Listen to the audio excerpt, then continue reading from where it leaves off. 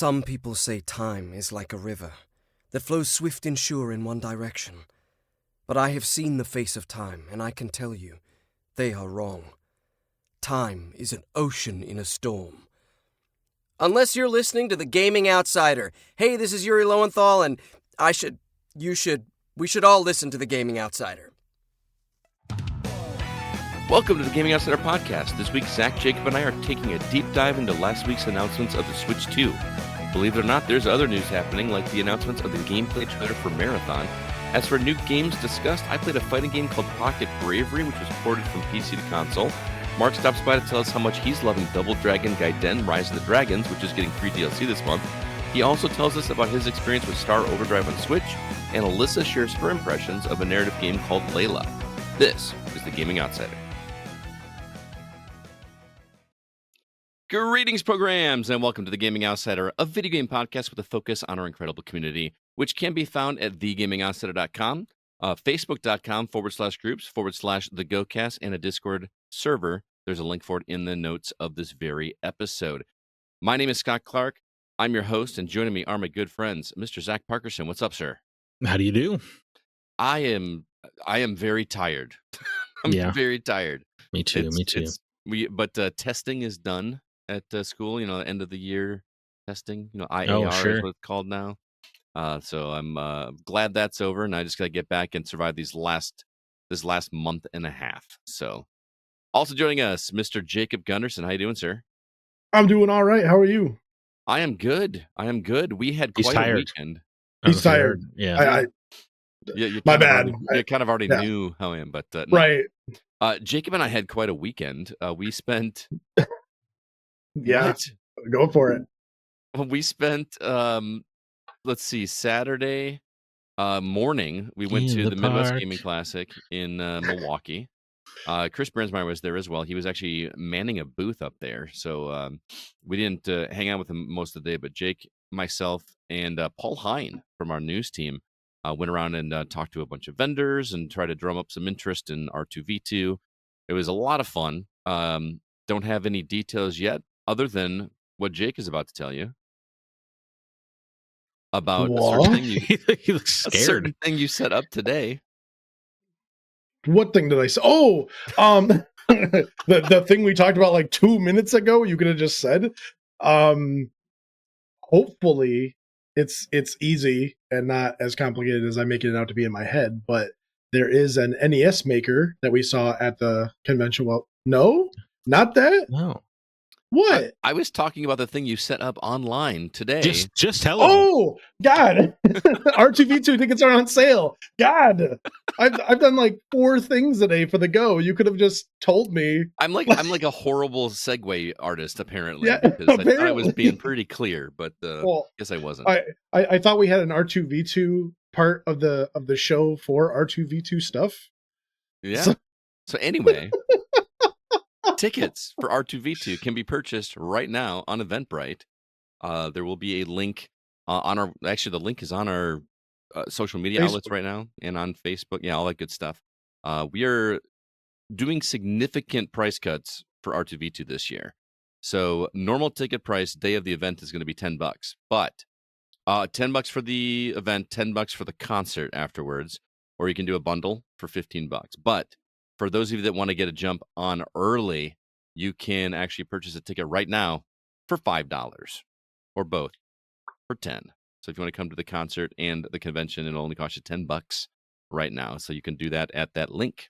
And we hope to see you there. We've got lots of things planned. So many things planned. It's going to be an awesome event.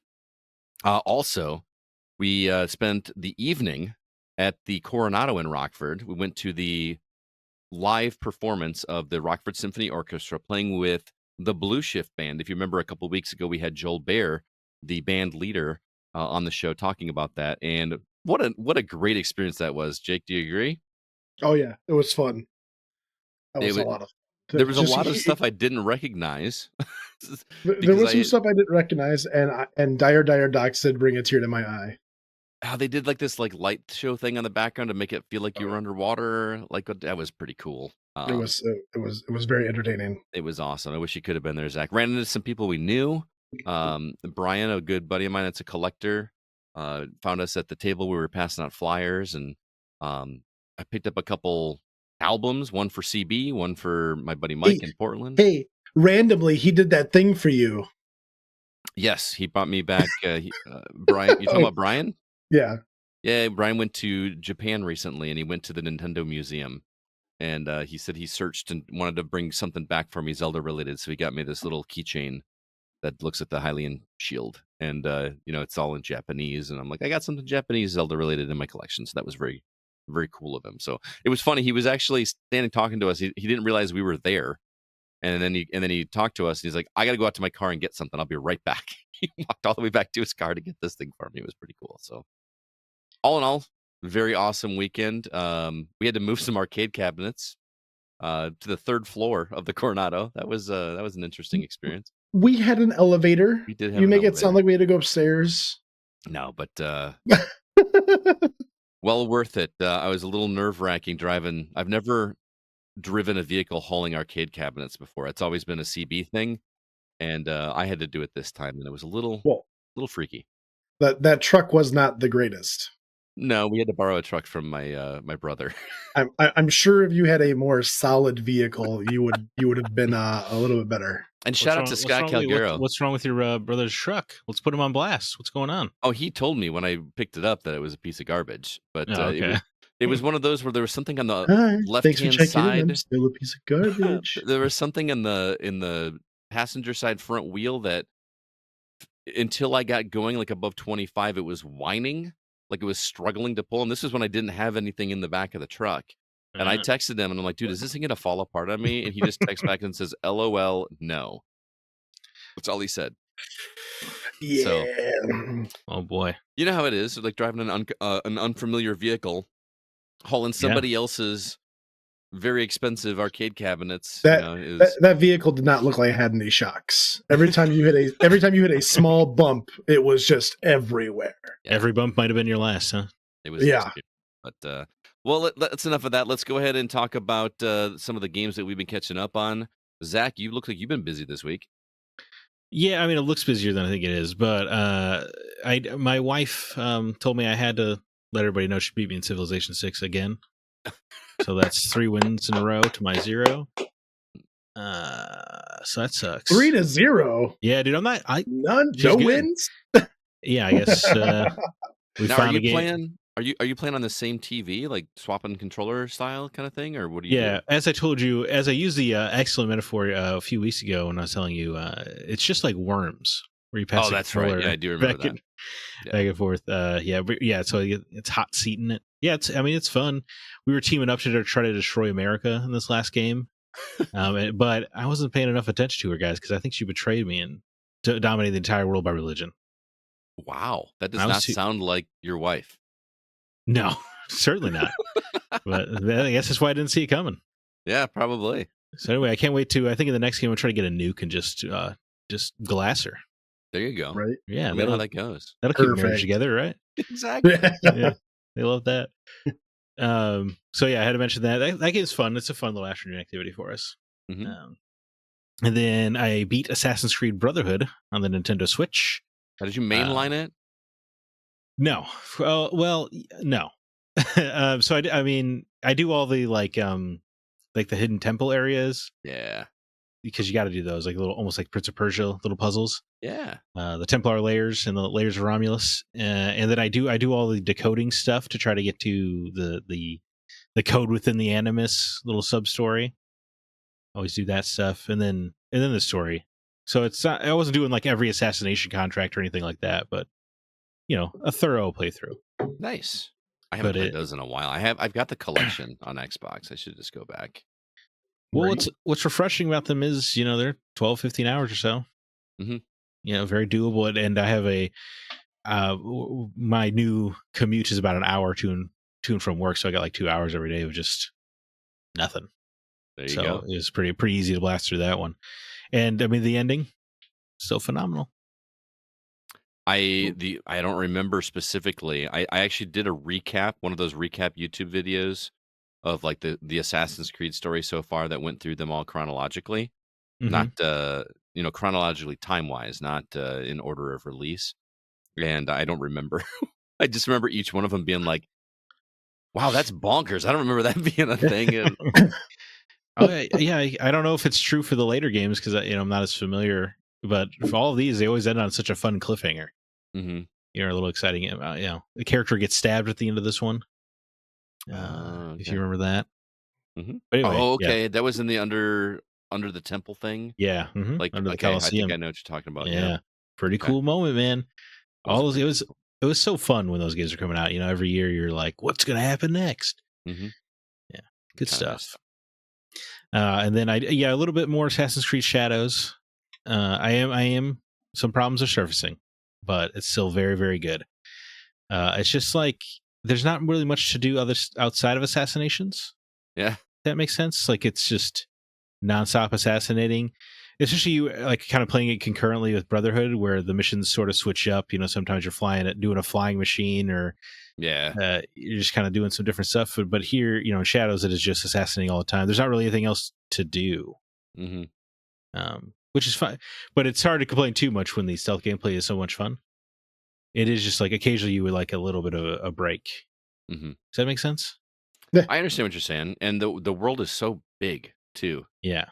Um, the one thing that's missing for me in this game, and this sounds like I'm being lazy, and it's really not, is you can have the little breadcrumb trail, like the Dead Space thing that tells you the direction to go. Yeah, the little Pathfinder.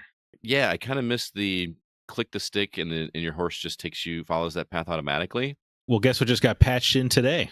Get out, really? Yeah. No. Okay. And your horse can sprint through towns now. Oh, that was so annoying. It's so annoying. Because like if you ever try to go off the beaten path and just like go as the crow flies in that game, you're gonna have a bad time. Like the forests and stuff are so dense and thick, right? That like you can't even see where you're going. I can't believe I'm about to praise Assassin's Creed Odyssey over Shadows in any regard, but there was a reason to kind of take shortcuts or try to cut through stuff in Odyssey because you might come across something. But in Shadows, you never do, except for like the little paintings of animals. Yes, it's like the only thing that pops up as a surprise. So I kind of feel like a pain in my gut right now saying something better in Odyssey, but it is. I gotta admit. But Shadows, I'm still very much into. I like the story. I want to see where it goes. It's just kind of there's not like a lot happening with Naue and Yasuke right now because they kind of leave you to like you have to assassinate the next set of people or whatever. But there's not really like forward story momentum there, and the episodic assassinations haven't been super interesting. Oh, really? Narratively, one or two of them have been, but the murder mystery one was just super interesting to me. Is that? I don't know if I did that one. Yeah, you did with the gun. You told me you took out with the musket. Oh, at the beginning where you go like you get invited to the tea party. Oh, and all that. It's not really a murder mystery, right? It's like it's just like it felt like you had to pick the killer. Yeah, you know I hear you. I hear you. But anyway, still really liking it though. It's got a good game loop, I think when I go back to it now that I've cleared that first section of the map, I'm not going to do that anymore. Yeah. No way, man. That'd be crazy. There's so many viewpoints in this game. And you're going to go there eventually at some point. So it kind of pains my soul to admit that I'm not going to do that because that's just how I like to play those games. There's something relaxing about it, but this world feels very large, and I don't want to do that. And what you were saying, like you're in a very condensed part of the map, and then the outer ring of it is like higher level enemies. Right. See, my play style is as soon as I get within like stone's throw of their level, I'm gonna beat my head against the wall until I beat them. Well, it's kind of nice because you can turn on guaranteed assassinations in this one, where a stealth kill is always a kill. And you can do that in difficulty. But if you do that, you can go into those high level areas and just clear your areas out if you're sneaky. I understand why, but lame. Does it affect achievements though? It does not. Oh, so I turn it on if I want to like really challenge myself with some stealth. I might go take out a temple in a high level area just for that. but then I turn it back off because I feel like the game, like the upgrade system, and a lot of the like the setup of a lot of the temples seem to think you'll not have those on. Okay, I see what you're saying. Like the game doesn't seem designed with them in mind. That's what I'm trying to say. In a terrible way.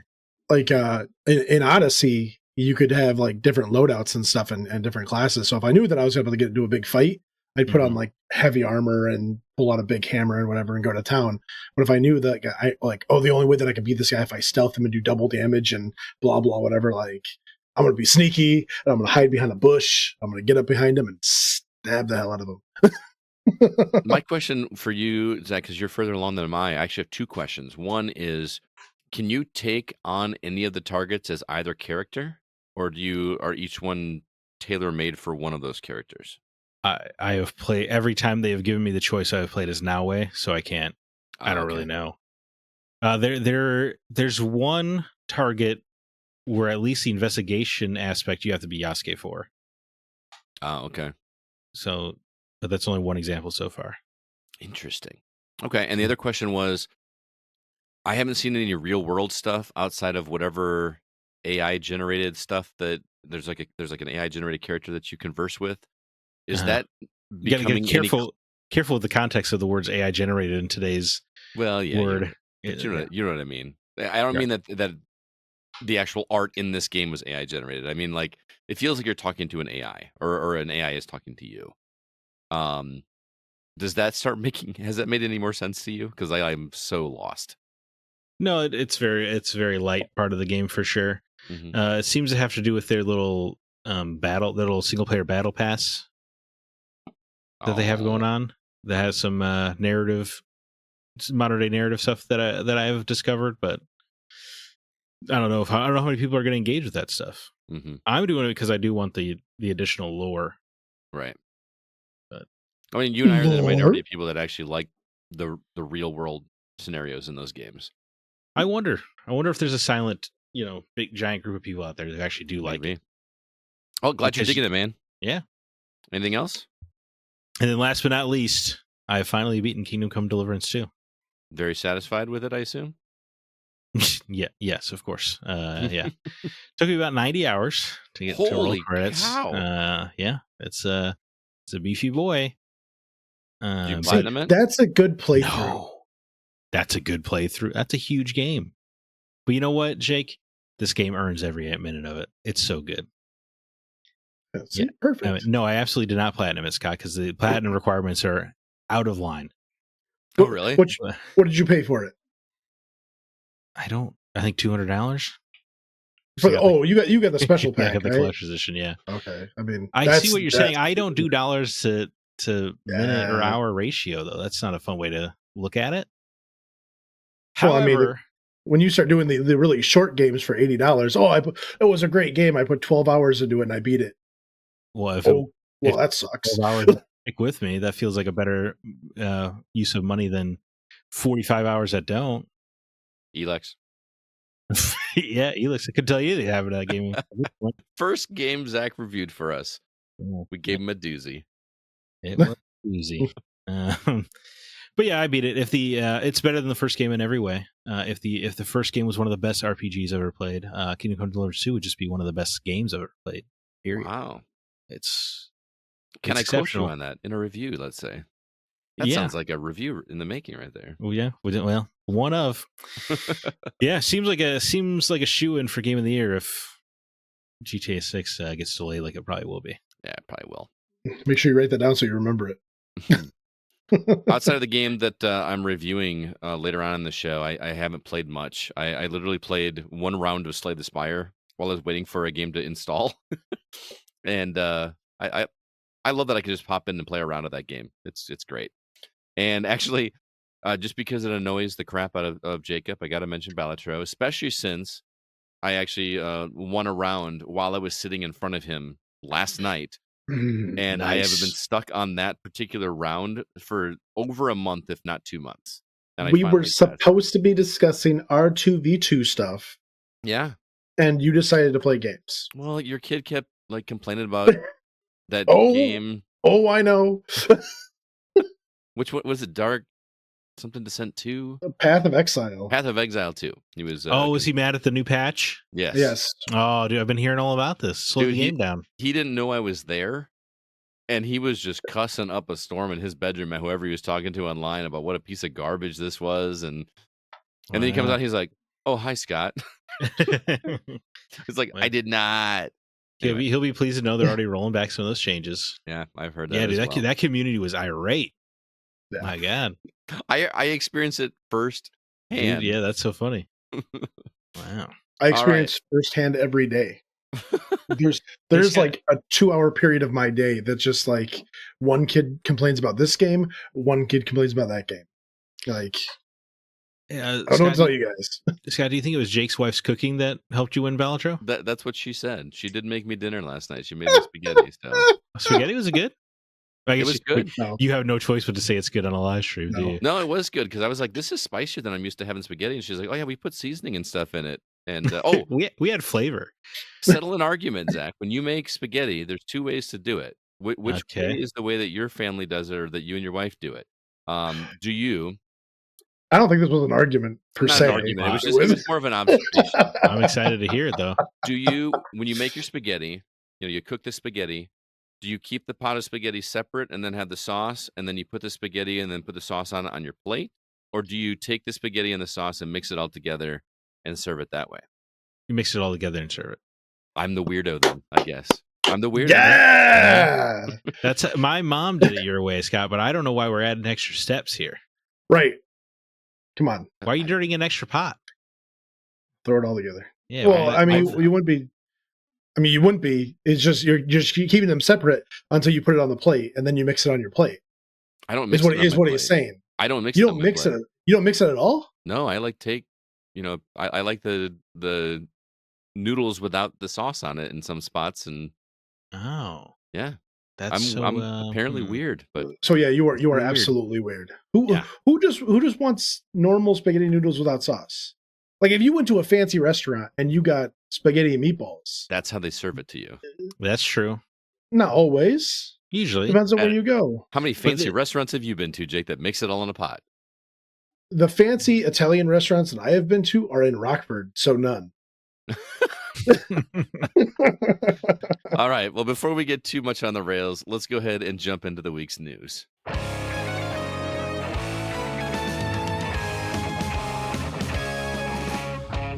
Clearly, the big news of the week is the Switch 2 announcement, but we're going to save that for our From the Outside In topic because that's going to be a big one. So here's what happened in the world of gaming according to the Gaming Outsider this week, and the news that you can find on thegamingoutsider.com. We got announcements for a game called Moros Protocol on PC later this year, Captain Wayne, a game called Witchbrook, Mind's Eye. There was some news about Split Fiction breaking 3 world records. Another game was announced called Deep Fringe. The Cecil, The Journey Begins, which is available now on Steam. Karma, The Dark World, which Mark reviewed for us a couple weeks ago. Love that game. It's getting some really huge success. And then obviously there's talk about the tariffs and affecting Switch 2 and all that good stuff. Any of this? And Marathon. There was an announcement for Marathon, which I completely forgot that was a thing. Oh, yeah. I just completely spaced out on it. And they dropped like a teaser trailer. It's weird that we have teaser trailers for games.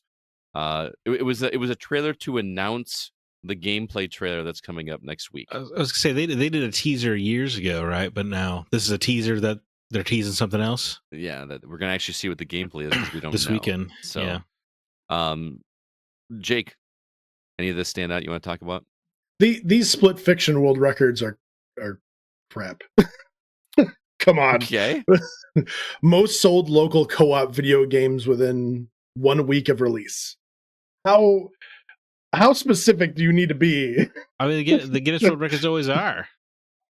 I mean, come on. Like, for one, it's local. It's a co-op game, and then it's sold within the release. When's the last co-op game right? there? When's the last time we've had a local co-op game even be released like this? Come on. I mean, of course it's going to break records. All their games, right? Of course it's going to break records. Most sold local co-op video games within 48 hours of release. Same record, right. Different time frame. Hey, I'm not poo-pooing on them. It's a most played local co-op video game on Steam. It's Steam. It is an online streaming service, or not streaming service for a game, but it's not physical. It's online. Oh, you're saying like not a lot of people play co-op, right? Not a lot of at their dude. I just bought this game on Stream, dude. You should come over. We should play it.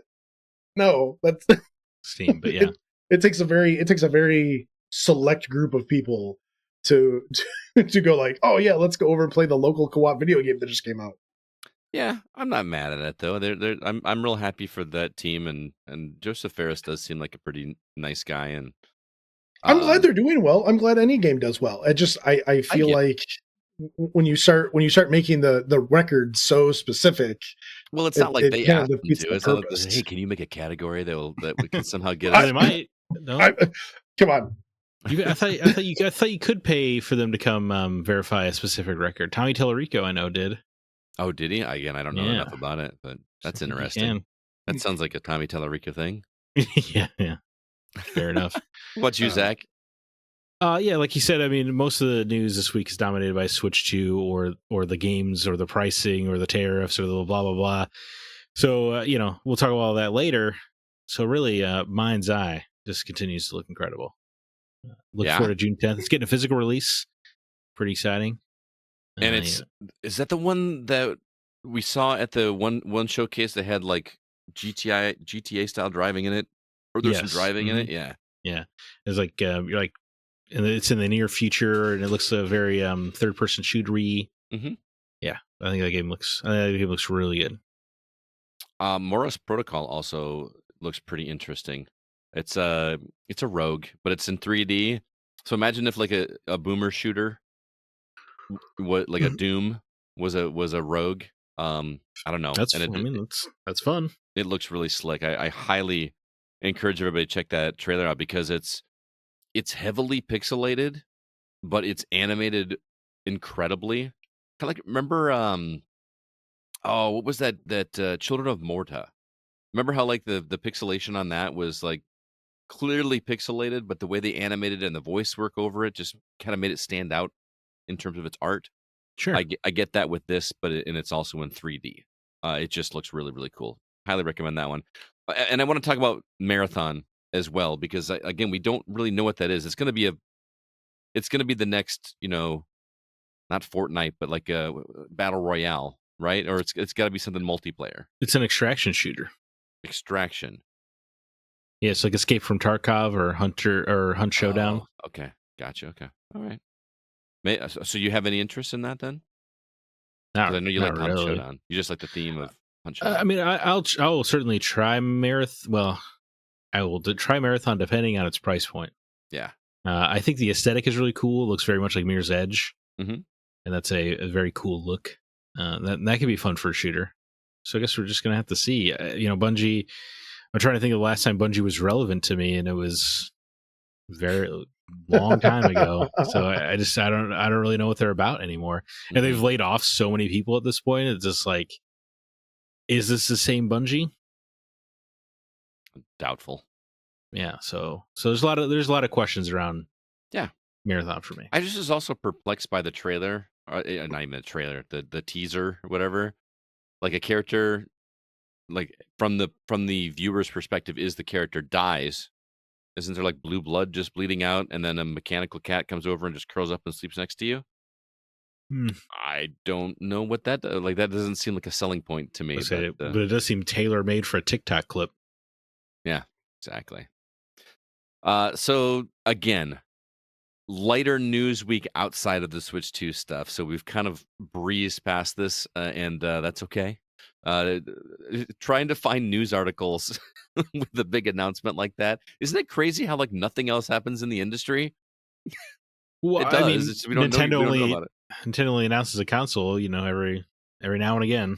I know, I get it. It's just kind of interesting how that happens. Like, wouldn't you think like, hey, some companies would be like, "That'd be the time to lay some more people off," because nobody's paying attention. Well, I mean, Embracer is. Yeah. So, with that said, we're gonna go ahead and move on to the new games that we've been playing, and we're gonna do that right now.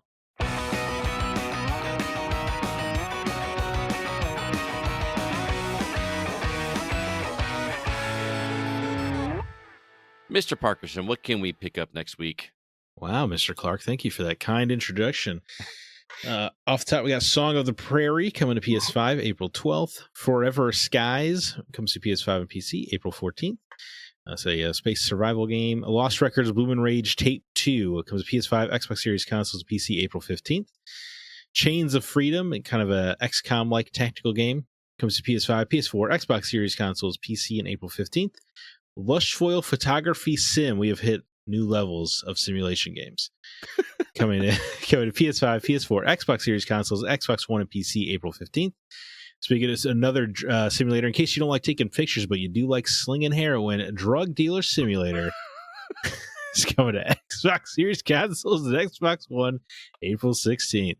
I heard about another podcast talking about this, and the guy was describing the drug that he made for some addict, and the guy came back and wanted more. And, like, it's just such a weird thing. I love freedom of speech. Mandragora Whispers of the Witch Tree is a awesome name for a game. And it's a 2D Souls-like coming to PS5, Xbox Series consoles, Switch, and PC April 17th. I love when games skip PS4 and Xbox One but still come to the Switch. Because it's like you're already making an inferior version anyway. The thing about that game that really stands out to me too is the animations. I think it looks gorgeous. Like when a character attacks, it doesn't just like very quickly go back to its resting. It's almost like it has this deliberate movement back to its rest. Yeah. That really stands out to me and makes it look like it's going to be very deliberate in its movement. And I'm very intrigued by it. Yeah. And I'm like you that I like the name. Well, yeah, Whispers of the Witch Tree. That's cool. Mm-hmm. And then, like, if you watch the trailer, it's like discover the secret of the witch lantern. I'm like, I do want to know the secret to the witch lantern. Yeah. There's a tree. There's a lantern. Like... Indiana Jones and the Great Circle comes to PS5 April 17th. Rusty Rabbit is it gave me SeaWorld Dig energy, but as a bunny rabbit. Coming to PS5, Nintendo Switch, and PC April 17th. Soul Slinger Envoy of Death has you playing as a gunslinger in limbo fighting an evil cartel.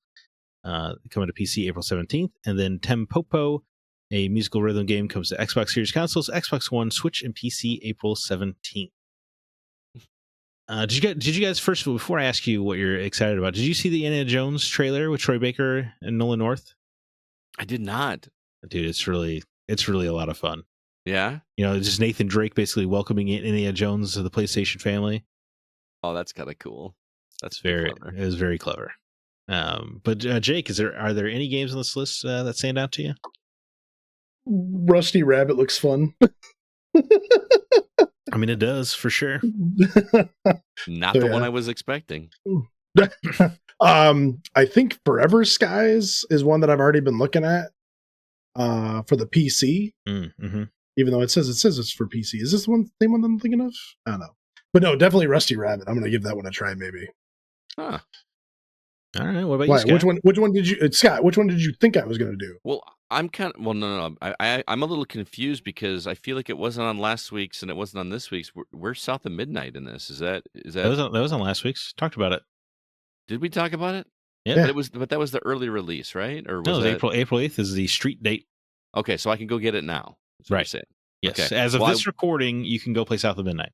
All right. So I will be playing South of Midnight for sure. For sure. Yeah. Same here. But on this list, I'm kind of torn because I think Mandragora, Whispers of the Witch Tree, looks awesome. But you say Souls-like, and I know I'm going to suck at it. Mm-hmm. And I'm also intrigued by Lost Records Bloom and Rage because you and Alyssa talked that one up quite a bit. And now that both are out or are going to be out, I'm more inclined to do it so I can play the whole thing instead of wait for the second act. Oh, okay. Yeah. And especially since there's only two. You know, it's not like I gotta wait for 5 episodes. It was only like 2 months ago. Like, correct. Right. How long have you been waiting? 2 months. Well, that's what I'm saying. I wasn't that inclined to rush through and play it at release and then have to wait. Now that they're both out, I can play it at my own pace. That makes sense. Understood. Yeah. What about you, Zach? Yeah, I think it's actually a pretty good looking week. I think Chains of Freedom, I think, looks like a fun tactical game. But dude, Mandragora looks awesome. It really does. Like, it looks very unique. Lost Records, yeah, I want to see where it goes. Soul Slinger, obviously. What am I going to do, man? It's a cowboy game. You're just like morally obligated. Yeah. Yeehaw. Well, it's been on my Steam wish list for a while, but Okay. I don't want too many early access games at a time. But I think if I had to pick one game, it probably would be Blue and Rage Tape 2 because I really do want to see where it's going. Okay. Because I'm ready for the cliffhanger to get resolved. But dude, there's something about the look of Mandragora. Yeah, I know, right? There is a demo available for that game, so you could check it out. Maybe, and just see how awful I am at it. Okay, yeah, I'm out. I think maybe because it's 2D, because you're really good at 2D games. Maybe. Yeah, I've never tried one of the 2Ds. What were some of the ones that there was one that you played? Salt and Sacrifice. Salt and Sacrifice, and I never tried that one. But this has a cooler look to it, and a kind of a more interesting tone as well. Yeah, I just want to see how it feels, because the movement of those characters just looks so interesting. Like, I'm so used to 2D games like that being very quick and very like reactive, and this is almost giving it that not video game feel in terms of controls, where like the character moves kind of how you would imagine a real person would move in those situations, instead of I'm gonna double jump. Definitely, yeah, I get you. Yeah, so kind of a weird comparison, but I feel like Kong Survival Instinct had a little bit of that. Yeah. No, I totally that because you weren't a superhero in that game, right? You know what I mean? You were just a normal dude. Yeah. But this seems like that movement, but with a guy with the badass sword and a bunch of other stuff going on. So yeah, dude, maybe Mandragora would top the list. Yeah. Did I just inadvertently convince you? No, I think I'm gonna play the demo for sure. See how it goes. Yeah, and what was that? I was just trying to remember which platform. It's on everything. Will the demo be on everything or just on PlayStation? Yeah, I have it loaded on my place. I think it's on everything. I don't see why it wouldn't be. And then Soul Slinger, unfortunately, has a problem of I have found FPSs to be the only thing I don't really like playing on handheld. Oh yeah.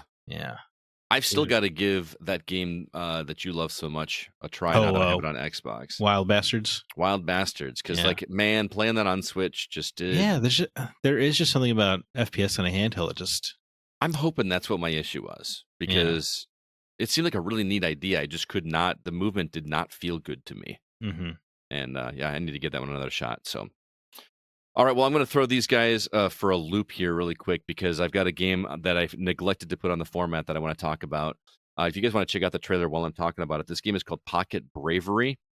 Joel Solinsky from our writing team is actually reviewing this for us because he is a massive fighting game fan.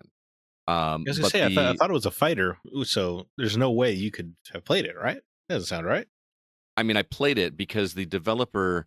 when they sent us a code to give to Joel, they sent an additional one so that we could play online together, which we haven't done yet. So this is just me experiencing the single player portion of a fighting game.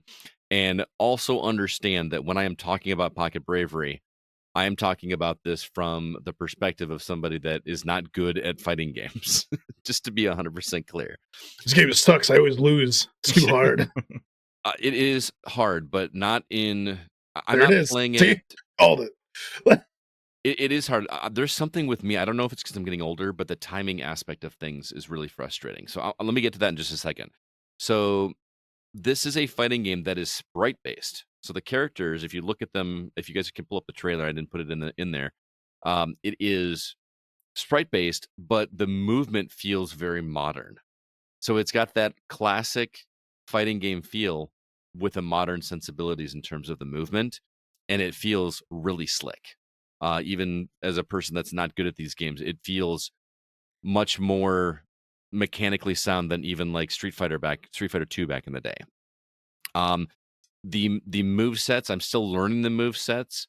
They're not so much of the down forward, dragon punch or fireball kind of movements. Yeah, like Street Fighter. Right. At least not yet. They are there, but you don't. It's not something that you can use whenever you want. You've got to build up certain meters. You've got like 2 or 3 different meters that are building up based on attacks and blocks and all this kind of thing. And then once they are there, you can use them not only to attack, but also to counter effectively. And that's where my timing issue comes in, is the countering, because in order to do a counter correctly, you have to be blocking, which in true fighter game form, you hold back or back and down. but you have to do that in conjunction with a button press with 2 button presses. So you have to be holding back and time the 2 button presses as the person attacks you in order to counter correctly. And what I did is, before jumping into the actual game, is I jumped into the tutorial, Oh, which smart. yeah, because I'm like, I'm not just gonna jump into this. Like, so I couldn't pass the second stage of the tutorial, man, because like it's one of those where like they try to teach you these moves and they won't let you go on until you do this Yep. move. So like I was supposed to do this counter block thing, and I couldn't do it. Again, I'm terrible at these games, and this is not a fault of the game at all. So I gave up and went into the story mode. Now, story mode is different than arcade mode. To me, arcade mode, when you're playing a fighting game, is the story, right? You pick a character, you follow that character's journey through whatever until you fight the final boss and come back. This one straight up has a story mode, which I thought was cool, because most story modes, you get like a tiny little cutscene that maybe lasts like 10, 15 seconds in between matches or whatever, if you're lucky. I haven't played the modern one, so maybe I'm totally talking out of my butt. But this one had a full-on, you wake up in prison, and there's an old guy with an eye patch sitting next to you, and you have to break out of prison. That's the way this game starts. So your first fight isn't even against one of the characters in the game, it's against goons. And like, which is cool. I've never experienced that in a fighting game, so I was super intrigued. I was like, this is kind of interesting. I'm actually going to fight my way out of this. So I won these matches. I don't think I was supposed to. I think I was supposed to lose, because after I won like 3 or 4 of them, like they keep your health the same, right?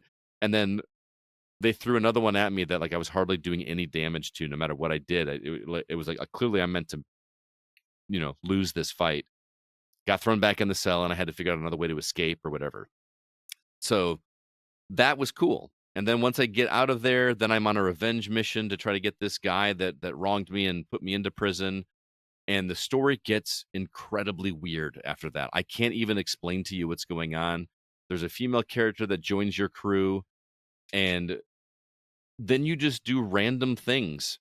But again, it's not you doing it; it's all watching it in cutscene, like still frame cutscene with dialogue, and you just have to kind of go through the dialogue and do it.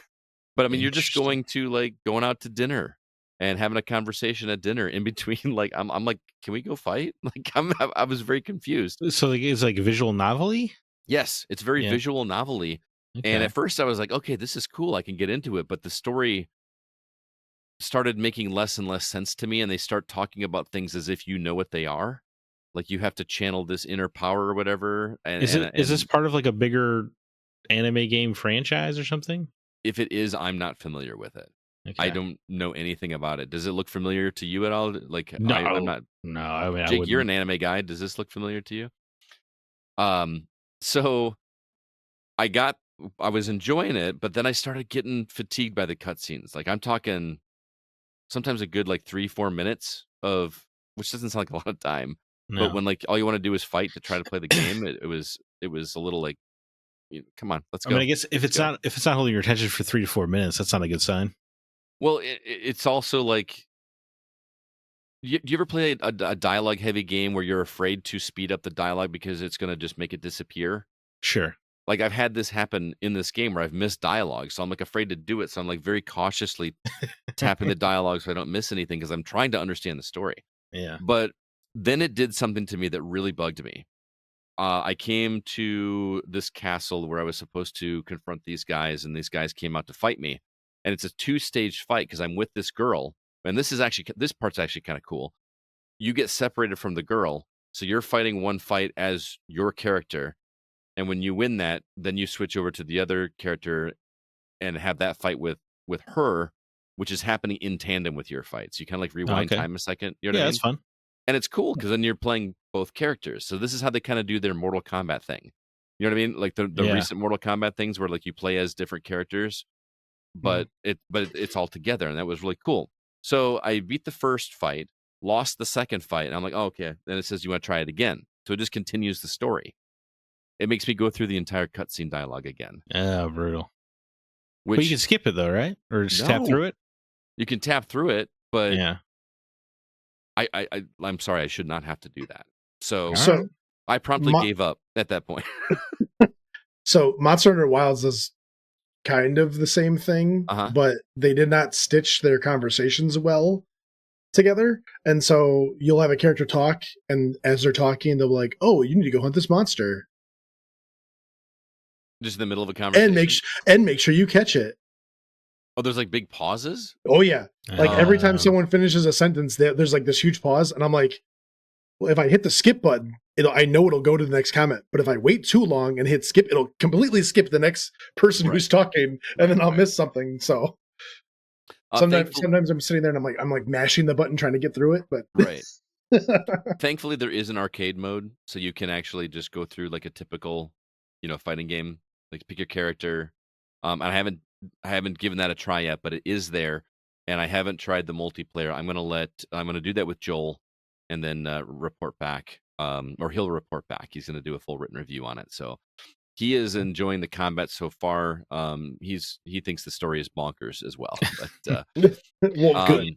we might not be the target demo here at the Gaming Outsider for. We're not.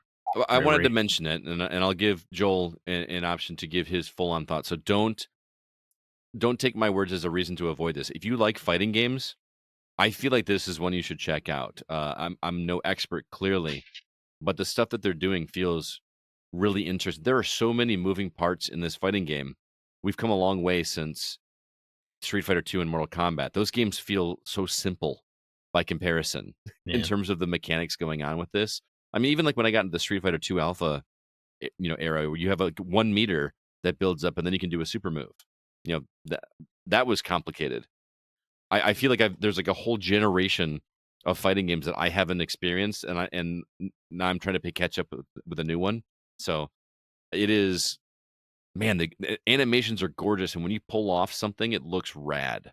It's not just like, okay, I'm gonna do a fireball, and then they kind of get thrown back. It's not just that. They're like your counters do really flashy things. It feels like it does more than what your button press deserved it to be. Does that make sense? Yeah. It feels very rewarding for pulling off those things, but it's not so much about a complex, you know how like Mortal Kombat had to like hold back for 2 seconds and then ring around forward. They're not that complex. It's traditional down to back or down to forward with 2 buttons, and it just feels pretty rewarding. So Pocket Bravery, if you're a PC player, it's been available for quite a while, but it is coming to consoles officially, and I think it's worth checking out. So there you have it. Also, Mark and Alyssa stopped by to talk about a couple games. We're going to play those reviews for you guys right now. I'm here with my good friends Mark Szymanski. Hello, hello. And Alyssa White. How are you doing? I'm okay. How are you doing, Scott? I am doing okay. We've got not 1, not 2, but 3 games that you guys have been checking out for us. We're going to start with Mark because, to be perfectly honest, I am so intrigued by this game because I played the original like crazy when I was a kid. So, Mark, Double Dragon Gaiden: Rise of the Dragons. It's developed by Secret Base, published by Maximum Entertainment and Joystick. Was provided to us by One Upper. I remember this game release. This is not a brand new game by any means. This came out in 23, I think. It's still relatively new. I want to say it was 24, but maybe it was 23. Okay. It's still relatively new. Yeah. So you're playing on PS5, but it's available on Xbox, PS4, Switch, and PC as well. Mhm. Watch the trailer. It looks very pixelated, but man, I love Double Dragon so much. My memories, that's like some nostalgia overload. And I really want to know, because I never got a chance to play this one, is the nostalgia real in this one? 100%. 100%. If you have any fond memory of the original Double Dragon, buy this game. 100. Okay. Oh, wow. Like even the music and Yes. everything? They even make it better. They make it even more arcadey than you might even remember. Wow. Now, when you say like arcadey, like the arcade cabinet sound or the NES sound, because those are kind of the same tune but a different quality. Okay, I don't really recall the NES sounds that much because, as you know, it was a long time ago. Yeah. But Yeah. it is reminiscent. But I just felt like I was standing at the arcade the whole time, while Nice. still having the nostalgia of being in the basement with my NES and my buddies. And just Did you like instinctively just try to slap a quarter on your coffee table? no, but I definitely chose the easier format so I wouldn't have to pump in so many quarters. Gotcha. Okay. Well, tell me Yeah. about it. Well, it's just like the original. It's not just like, so in the original they kidnapped your girlfriend and then you and your buddy had to go and beat people up to save her. In this one, it's a little bit more current style as far as the story goes, where bad guys have taken over the city. They control it's almost like a mob mentality. They control all the businesses. They thug style control all the cops and everything else going on in the city, to where it's just impossible for good people to live there anymore. And RoboCop. Okay, sure. Yep. So you and your buddy, just like in the original, you and your buddy team up to go and defeat the bad guys and take your city back. Weren't they brothers in the original? I believe so. Billy and I've never played the games, but I remember the concept. Billy and we can remember Billy, but not the other. So co-op is definitely the way to play it. Jimmy, yes. Co-op's definitely the way to play it. However, I like how you can tag in and out. So if you're playing as one character and your energy starts running a little bit low, you can tag in your other player. Oh, So, like a Teenage that's Mutant Ninja cool. Turtle style from back in the day. Yep. And then just keep on going. The DLC is really nothing to write home about. So it's free. Therefore, I understand. A couple of extra characters that you can play as and a couple extra play styles. There's a survivor mode, which is exactly what it sounds like. You're basically just taking on waves of enemies until you die or you finish the wave. What characters? Because I don't remember characters a lot in Double Dragon. Okay, so the characters here is, of course, the Billy and the Jimmy. And then you get a police officer who is the brute, the big guy, like the Hagar from Fatal Fury, or the one that moves really slow, but his moves are very strong. Wait, Hagar was Fatal Fury? Was it Final Fight? Wasn't Final it? Fight? Yes. So long ago, I have no memory. But everybody knows what I'm talking about, I hope. Yeah, I know I totally. got the name right. But yeah, and then the other one is the girlfriend, who is smaller, faster, and but also doesn't have the strength behind her attack, so it takes a little bit longer for her stuff to defeat the enemies. Gotcha. But she moves around quicker, Mhm. so there's definitely a trade-off where the officer guy is very strong. You need to be very precise about your hits, otherwise they'll get you. The enemies will Gotcha. get you. So what makes this one stand out so well for you besides the nostalgia? Because So- obviously the music and everything is going to really rope me in, but what about the gameplay really sets it apart from other beat 'em ups? The gameplay is similar, but and I think I am wearing my rose-colored nostalgia glasses here. Uh-huh. But if you recall, a couple weeks back, I reviewed the Phantom, and one Yes. of my negatives about the Phantom was that the enemies were so repetitive. Yeah. I was beating up the same people 100 times. This is not the case. Every level, you have 4 different levels in the game, How many? and 4. Okay. And each level has a different group of enemies and different group of enemy styles. So, So you don't have not as repetitive. correct. Okay. So it stays fresh on every level you go to. And there are so many different difficulty settings that you can make this as challenging or as easy as you could want. Very nice. And between the level design, the graphics, the sound, the fun, I was gleeful the entire time I was playing the game. Even when I was losing, I was still just had a big giant smile on my face because it's a lot of fun. So clearly you're going to recommend Double Dragon Gaiden Rise of the Dragons. Even if you've never played the original, absolutely go for it. Okay. Which that's me, but it sounds intriguing. Oh, It's we grew so up much with fun, it. Alyssa. The times I could tell you with Double Dragon, both the arcade and the NES. Hmm. I mean, that was, by today's standards, it seems very dated because it is dated. But Mhm. at the time, it was like the coolest thing we had ever seen. And the music just made Yeah. it seem awesome. It was very Mhm. 80s. And plus it did the, spoiler alert, you're playing as 2 brothers trying to rescue the girlfriend, which the question is, which one is the boyfriend, right? So you get to the end of the game and you fight the final boss, and then you wind up the brothers fight each other, and whoever Oh. wins gets the girl, which is kind of funny. So Co-op it was doing the a way out thing before it was cool. Oh yeah, yeah. You know what I mean? So, all right, well, let's go on and talk about the next game that you've been playing, Mark. This one looks equally intriguing to me. It does. Star Overdrive on Switch. It is also available on PC.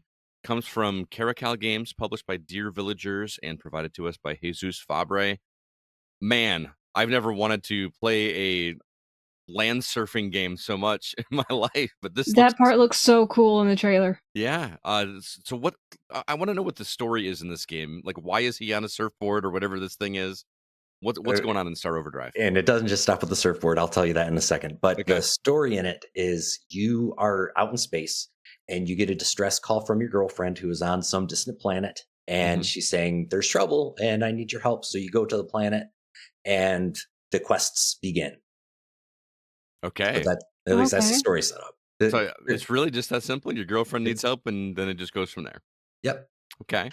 So you get to the planet, and I was immediately getting Breath of the Wild vibes from the level design. That's not really the right word because it's just an immense open world. Mm-hmm. And the map will tell you where some of the items are that you need to go look for, but it does not hold your hand whatsoever. Okay. You get a couple of tips about the quest. You need to activate these devices. Here's where these devices might be. Go find them though. And then there's tapes that you can pick up so that you can listen to more messages and try to expand on the story a little bit. The gameplay itself is, I was a little bit frustrated. And then this morning I actually docked my Switch instead of playing it handheld and liked the game a whole lot better. Oh, interesting. I don't Okay. hear this happening too much. It's just, there's too much on the screen. And because it is so large, you can't see anything. You can't see your goals. You can pin things like you could on Breath of the Wild. You can set a pin, and other games, of course. And then it shines a beacon into the sky so you can head in that direction. I love that, by the way. Absolutely. It's very helpful. But on the Switch, on the handheld mode, I couldn't really see where I was going. And maybe that's, my age in me that's kind of showing. But I certainly liked it a lot better docked than I did on the handheld. Okay. Yeah. It's a bummer it doesn't happen in handheld because I honestly play my Switch in handheld mode more often than I do docked. Like, I'm not saying others would feel the same way that I do. That was just my preference because I couldn't see where I was going and I couldn't control the board because you move pretty fast when you're using the surfboard. You also have an option to walk, but it takes too long because it is immense. Yeah. And there's really not much in between the fighting areas. So you go to the Okay. tower, you have to power it up. That's part of the quest. And there's nothing in between. You're just riding. And then you Isn't get that there kind and of there's cool? I mean, it's like a skate park on land or something. it That's what is, the and impression I got. except for the long periods of time that you're traveling in between the areas. And there's no Oh, fast yeah. travel or. Nope. Oh, Yeah, I can see that getting tiring. It has its moments where I'm like, okay, I just want to get there. I want to get to the place I need to go. gotcha. And there's a power up that I still haven't figured out. I haven't finished the game yet. I need to get across the water. And there's a power up for my board that's supposed to let me travel over water. And I haven't found it yet. And so I'm kind of stuck, just kind of running in circles saying, okay, what am I missing? There's some piece Come on, that Mark. I'm missing. The power You know up those for. boards don't work on water. Thanks, Back to the Future need- too. Power. Couldn't help it. It's perfect. I It felt the is. exact same way as soon as I drowned on the water. I said, this is Back to the Future too. But how is that? Because it looks slick, like the surfboarding. I know you said you get a little tired of it pretty quickly, but Oh man, it's so much fun though because you can do like SSX tricky type of stuff on the hills because it's a very hilly area. So you crouch down and you hit the peak and you jump and you can do stunts and tricks and it helps you boost to get going faster. There are a couple of time trial goals that you need to do where you need to get from point A to point B in a certain amount of time, so you can use those boosts to get you there faster. And then the best part though, your weapon, and what best part for me anyway, your weapon is a keytar. get out. Ooh. Really? Yeah. So you swing it Okay. around like a sword, but it's still just a keytar, and That's so cool. it's awesome. Okay. So how is the fighting? Because I didn't see there's some combat in here too.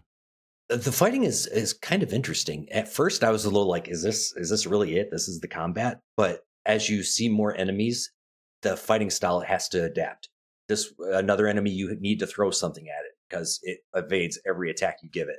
So you need to throw something at it. There's this other part that I just unlocked, and it's called the hunting ground. So there's these dune worms, almost like on the movie Dune. Yeah. And you grab onto them with one of your powers, so you can like use them as they're the boat and you're the surfer, the water ski guy, except you're on sand. And you're supposed to like lasso them, hang on to them, ride like that, and attack while you're riding. I haven't figured it out yet, That but sounds it's already awesome. fun. You'd be Paul Atreides. Yes. That sounds super fun, man. Are you recommending this one? I am recommending it. I could see this not working for some people. I'm looking at the show doc here, and the price says $35. I think that's actually quite nice because I had the feeling this is going to be about a 10-hour game. Mm-hmm. Mhm. Okay. So I think the price for what you're getting is great. The world is spectacular. It's just a little bit too big with nothing in between the stages, the fighting areas. That would Fair be my enough. biggest negative. All right. Well, again, that is Star Overdrive. Looking forward to the written review from you on that one. And we got one more game to talk about, and this is going to be Alyssa's. Mhm. And ever since I watched this trailer, I've had the Eric Clapton song stuck in my head. Oh yeah. Even though it's spelled differently, but you have been playing a game called Leila, Mhm. Leila on Xbox. This game is also available on PlayStation, Switch, and PC. Developed by Ubik Studios, published by Astrolabe Games, and provided to us by Pirate PR. I could not find a price for this game. I can't either, so I guess we'll find out tomorrow. As of recording this, tomorrow is when the game launches on Gotcha. PC. All right, and I gotta ask you. So I have so many questions from watching this trailer. Correct me if I'm wrong. Point and click adventure game. In some parts, yes. Okay. I assume you play as this character Leila, but the things happening in this trailer borderline disturbing. That's not the entire game, but yeah, they do highlight that. But yeah, you are playing as Leila. She is she's a grown woman. She's got a daughter, and her daughter gives her this console, which kind of reminds me of like a viewfinder mixed with a VR headset. Okay. Man, viewfinder. So I haven't thought of those in years. she puts it up to her eyes, and then you travel through this forest, which is where a lot of the point and click stuff comes in. And the forest has Leila's memories, so from childhood, adolescence, being just in her adult years, and you can pick and choose which memories you want to play through at different points. You can choose to avoid or face some why am I blanking on words right now? Some scenarios, but if you choose to avoid it, you'll have to face it at a later point. You can't just, completely avoid it. So just like real life, you do have to face your fears or your traumas, but you can choose to push them off to a later point in the game. So I thought that was really cool that you could pick and choose. Maybe you want to play your childhood first, or maybe maybe childhood seems scary to you, so you want to play the more adult section first. So that was really cool to me. So tell me about some of these memories, because like I said in the trailer, it seems very much like a woman that is not happy with herself physically, and it seemed like there was some pretty sexy stuff going on as well too. I don't know what to make of what I saw in this trailer, or if the stuff on there was just kind of to sell it. You know what I mean? I think it's mostly to sell it because not everything is as disturbing as the trailer portrays, which I actually haven't gotten to that section yet, but I do know that because of the content, you can skip that chapter completely if you wish to do so. And then the game gives you a summary. I know, but I will play through that section when I get to it because that stuff doesn't really bother me that much. But just in case you're squeamish, you do have the option to skip past that and get a summary. Okay. Oh, I mean, I'm not saying it's like, I guess it would probably disturb some people. It's very animated. It's not like done in a realistic fashion or anything, but like at one point she's like ripping her skin off, and I don't know why. Like I don't know, She does have some mental health problems, so that's probably tying into that because you do see that throughout the gameplay. Gotcha. So you're recommending people check out Leila? If you're into games that have a lot of puzzles, I would recommend so. These puzzles are challenging. Like, I get stuck on them. I'm not great at puzzles in the first place, but I'm keeping playing because I'm really interested in the narrative and finding out more about Leila. and her journey, and I want to see more of her memories. But the puzzles are very, very hard. And Yeah. sometimes they're rewarding, like you feel really, really great that you solved this difficult puzzle, and then sometimes I'm just randomly clicking on stuff, and then that solves the puzzle eventually. Gotcha. So if you're wanting a good narrative game and you're good at solving puzzles, I would recommend it. If you're not really into puzzles or you don't really care about the narrative, you might want to skip it. Mhm. But I think it's got some important things to say, and it is really cool in concept, and I think a lot of people will appreciate the puzzles. It's just I am not the best at solving puzzles in the first place. Okay, I gotcha. I understand. Again, that is Is- Leila. Alyssa, is there enough to the story Mm-hmm. to make you okay with the puzzle parts that you're not enjoying as much? Oh yeah, for sure. Like I want to Awesome. keep going because I'm interested to see how Layla's past has shaped her today and how she's doing today in the game. So Right on. Gotcha. Again, that is Leila, spelled Leila. Well, Mark and Alyssa, thank you so much for stopping by. As always, it's great to talk to you. Absolutely. I love talking to you guys. So Awesome. Well, we'll catch you guys next time. Thank you again. We'll see you then. Later. bye. Thanks to those two. Really do appreciate it. Remind everybody one more time about our social media outlets, facebook.com/groups/the GoCast. Discord, there's a link in the show notes for that. Drop us a review wherever you listen to the episode. It helps us get the word out there. And also, please check out our website, thegamingoutsider.com. You'll find all of our news articles. We are updating news every single day, and we are also having reviews posted as often as they come in. This week, you can read Thomas's review of Rames's Call, Twisted Timing, Mark's review of Urban Jungle, Zack's review of Tomb Raider 4-6 Remastered, and also Mark's review of Tiny Garden. And the big one here as well is Zack's personal favorite games of 2024. He put together his top 10. Highly recommend going and reading that, even though you already know what number one is. I mean, we all do. Still a good list. There you have it. With that, let's go ahead and jump into our From the Outside In topic.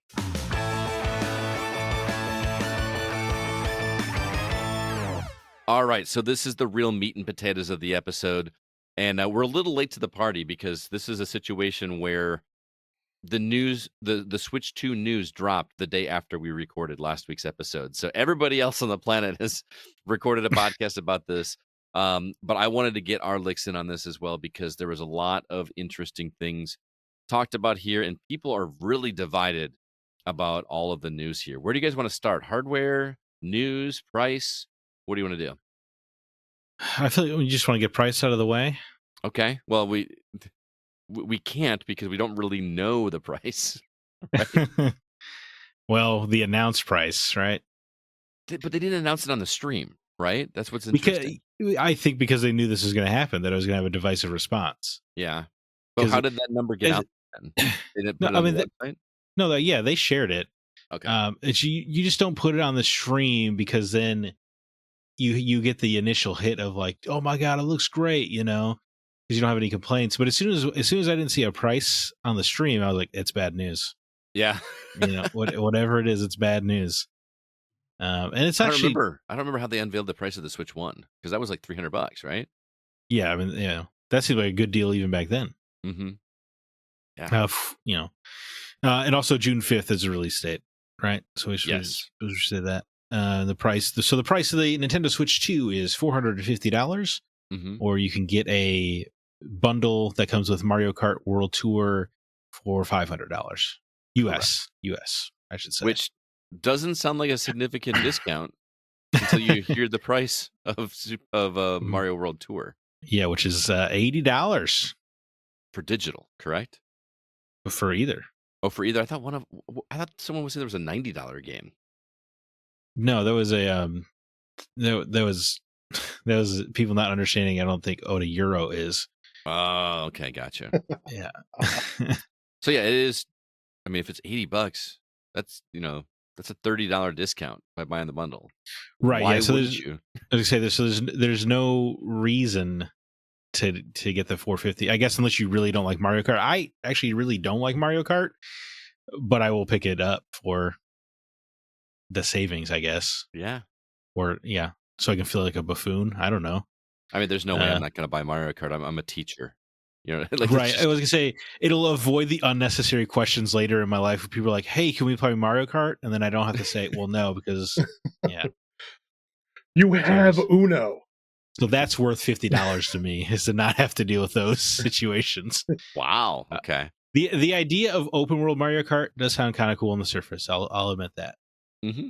But Burnout it Paradise also- with Mario Kart. I was gonna say it was so funny when they were like talking about it because I was like, "Is this Burnout Paradise then?" Yeah. Yep. But they're That's- really like hyped about it. It kind of reminds me, you know, I'm sure we'll get to it, but when they were rolling out all the game chat stuff, and I'm like, oh my god, they figured out what Skype is. Yeah. Yeah. Congratulations. Oh. That's kind Push of like this button to have game chat. Yeah. Phenomenal. you either get one of two Nintendos with announcements, right? You either get something where they come up with something really innovative, or they're Yeah. playing catch up to the rest of the world. You're like, yeah, check out this. Yeah. Like, Jake, I don't know if you were referencing Uno on the Xbox Live, but that's what Yes. it reminded me of. Yes. That's what everybody was thinking when they saw that camera. Is that right? You're thinking about all the just the foul things we all had to endure on Xbox Live's Uno. Just to play Uno. Yep. Yeah. I guess the difference here is it's with your friends, but Uno was with just full strangers. Yep. Yeah. So, how do you feel about the price? I don't. I mean, feels wrong to say, but it doesn't feel that out of line. You know, I thought we were all expecting 400, so Mhm. 450 doesn't seem like that much more. And I feel like you and I are in the minority on that, my friend. I can see where people are coming from because it does put it in an uncomfortable pricing situation of being now it feels like it is trying to compete with the PS5 and Xbox Series X Mm-hmm. because it's just so close in price. Right. So you know, I remember talking before the Switch 2 was fully unveiled of like that, you know, part of why I think the Switch was such a big seller is it was easy to justify as like, I'll get a PlayStation and a Switch. Mm-hmm. Right? Like it felt like an easy secondary console, take it on the go if you have a kid, etc. I do think 450 is at the price point of like that's going to be your main console outside of people like us. You know, Right. obviously, Yeah, obviously, I'm sure you know I'll get one, of course. Take it on the go. Hey, dude, guess what though, Jake? There will never be a bad game on it because there are no bad games. Just games that aren't Just for games you. that aren't for Switch. Just games that aren't for you. We've got a really good point here from Paul in the community. He says, compare it to the other handhelds, not the other TV consoles, which is an interesting point because the Switch is both, right? Yeah. Mm-hmm. But man, I rarely. That makes it double. it should be worth double. Yeah. No, but I mean, like, what's the cheapest Steam Deck you can get right now? 400, right? For the LCD? I don't think the LCD is 400. I think that's like the base model, like with very little memory. You know, or like the ROG Ally and what other handhelds are there? Oh, I don't remember. I thought it was 400. It still feels significantly cheaper than the other ones, but that should be the comparison. Yeah, right? Steam Deck is $400. Yeah. Just the base one or the LCD one, the OLED. No, the OLED is 550. Okay. But yeah, just a regular Steam Deck with 256 gigabytes of memory is $400. Okay. Yeah, it comes with a carrying case. You know, it's a very nice carrying case actually. Is that at Walmart? No, but I mean that is a 2-year-old thing now, right? It's at least 2 years old since the Switch Steam came Deck. out, and this is newer tech. It is $50 more than a 2-year-old product. Is it? I mean, is it more powerful than the Steam Deck? I am not. I don't. Have they even given the specs outside of like They've definitely given the specs, but I'm not a spec guy. I'm usually just a Digital Foundry tells me if it's PS4 powerful or not. Right. It is comparable to this other product that you might want to buy. Yeah, well, it was always easy. It's just like the Switch is as powerful as a PS3 and 360. Okay, got it. Heard. Yeah. That's all we need to know. And honestly, I mean that's kind of a thing. I feel like no matter what Nintendo does with this, somebody's not going to be happy. Like the reason the Switch was so cheap was because it wasn't as powerful as the current gen consoles. Right. complain about it. Like, why would I want a Switch? It's not as powerful as everything else. Yeah, but it's on the go and it's cheaper. That's, you know what I Right. mean? And now they've made something that is comparable with current gen stuff, not whatever the next gen stuff, which is going to be just right around the corner, right? Mhm. And now Mhm. it's too expensive. Yeah. So Paul gave us some specs here. 1080p versus 900p, VRR screen, 7 inches versus 8 inches. Yeah. Yeah. Again, I was like, when this came out, when that price came out, I was like, wow, that's higher than I thought, but I still think it's fine. Right. But then I started talking to people, and I was shocked by the response of people. Like, you're out of your mind. It's a handheld console. There's no way that is worth that. And I was just kind of flabbergasted. Yeah, I was surprised as well. The response from people at work, because everybody they've caught on to the Gaming Outsider. But everybody assumed it was a joke price. Really? Yeah, like I don't know if because it was the second maybe, but like no one, similar to your story, like everybody at work was irate or in disbelief at the price, which I was a little surprised by as well. I even had someone say, it's a console for kids. I'm not spending $450 for my kid to have a handheld console. I think that's the stigma with Nintendo still, is like people look at it and go, well, that's supposed to be the kid-friendly console. It's not made for, adults or hardcore gamers or blah, blah, whatever. So it doesn't need to be as expensive or as powerful or whatever as some of the other ones that are out there. But I mean, what? The first one came out, what? 6-7 years ago? Something like that? 2017. Mm-hmm. Yeah. Okay. So 8 years ago. Yeah. You're talking about like, there were 10-year-olds then who are now old enough to be adults. Mm-hmm. Like, so come on. If you loved the Switch then, you're probably going to love the Switch now. Well, and it's cute that I'm not talking about anyone specifically, but that people are going to complain about this price. Here's looking at you, guy. They're not going to buy it. There is no way this thing is. I mean, I think it went on sale in the UK, and it sold out in seconds. The pre-orders. Yeah. Again, of course, selling out a pre-order is a useless metric. I'm sorry, it is. In the modern market, everything that has a pre-order sells out. So that's not, I'm just saying that's not every comic book sells out of a first printing. It's a useless metric. It's they've built it into the marketing scheme so they sell out of pre-orders. Oh, okay. Like I know that is definitively true for comics because of my job, but like so that is absolutely. So I'm just saying selling out of pre-orders means nothing to me. Fair enough, but still, well, yeah, you get pre-orders, you get a solid number of how many are going to get picked up. Yeah. So you send that amount, right, and then they all get picked up. Oh, we sold out. Sorry, my bad. But Scott, yeah, I'm sure the Switch 2 will be a big hit off the bat. People like to complain about prices a lot, and yet the consumer has shown over and over again they have no restraint power. Yeah, right. I was going to say, I think me and Scott talked about it in the car on the way to MGC. Like, it doesn't matter what the price is going to be, you're still going to buy it. Like, if you want it that badly, you're still going to get it. Well, and the people are arguing that the price is too high, and my argument to that is that the correct price is what people are willing to pay for it.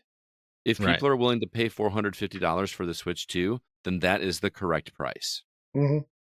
That's how the market works. If there was an absolute boycott over it because of the price, then yeah, it's overpriced. It's way too much. Gamers, I mean, think about like think about the 3DS, right? They had to drop by $100, within the first year because nobody bought any.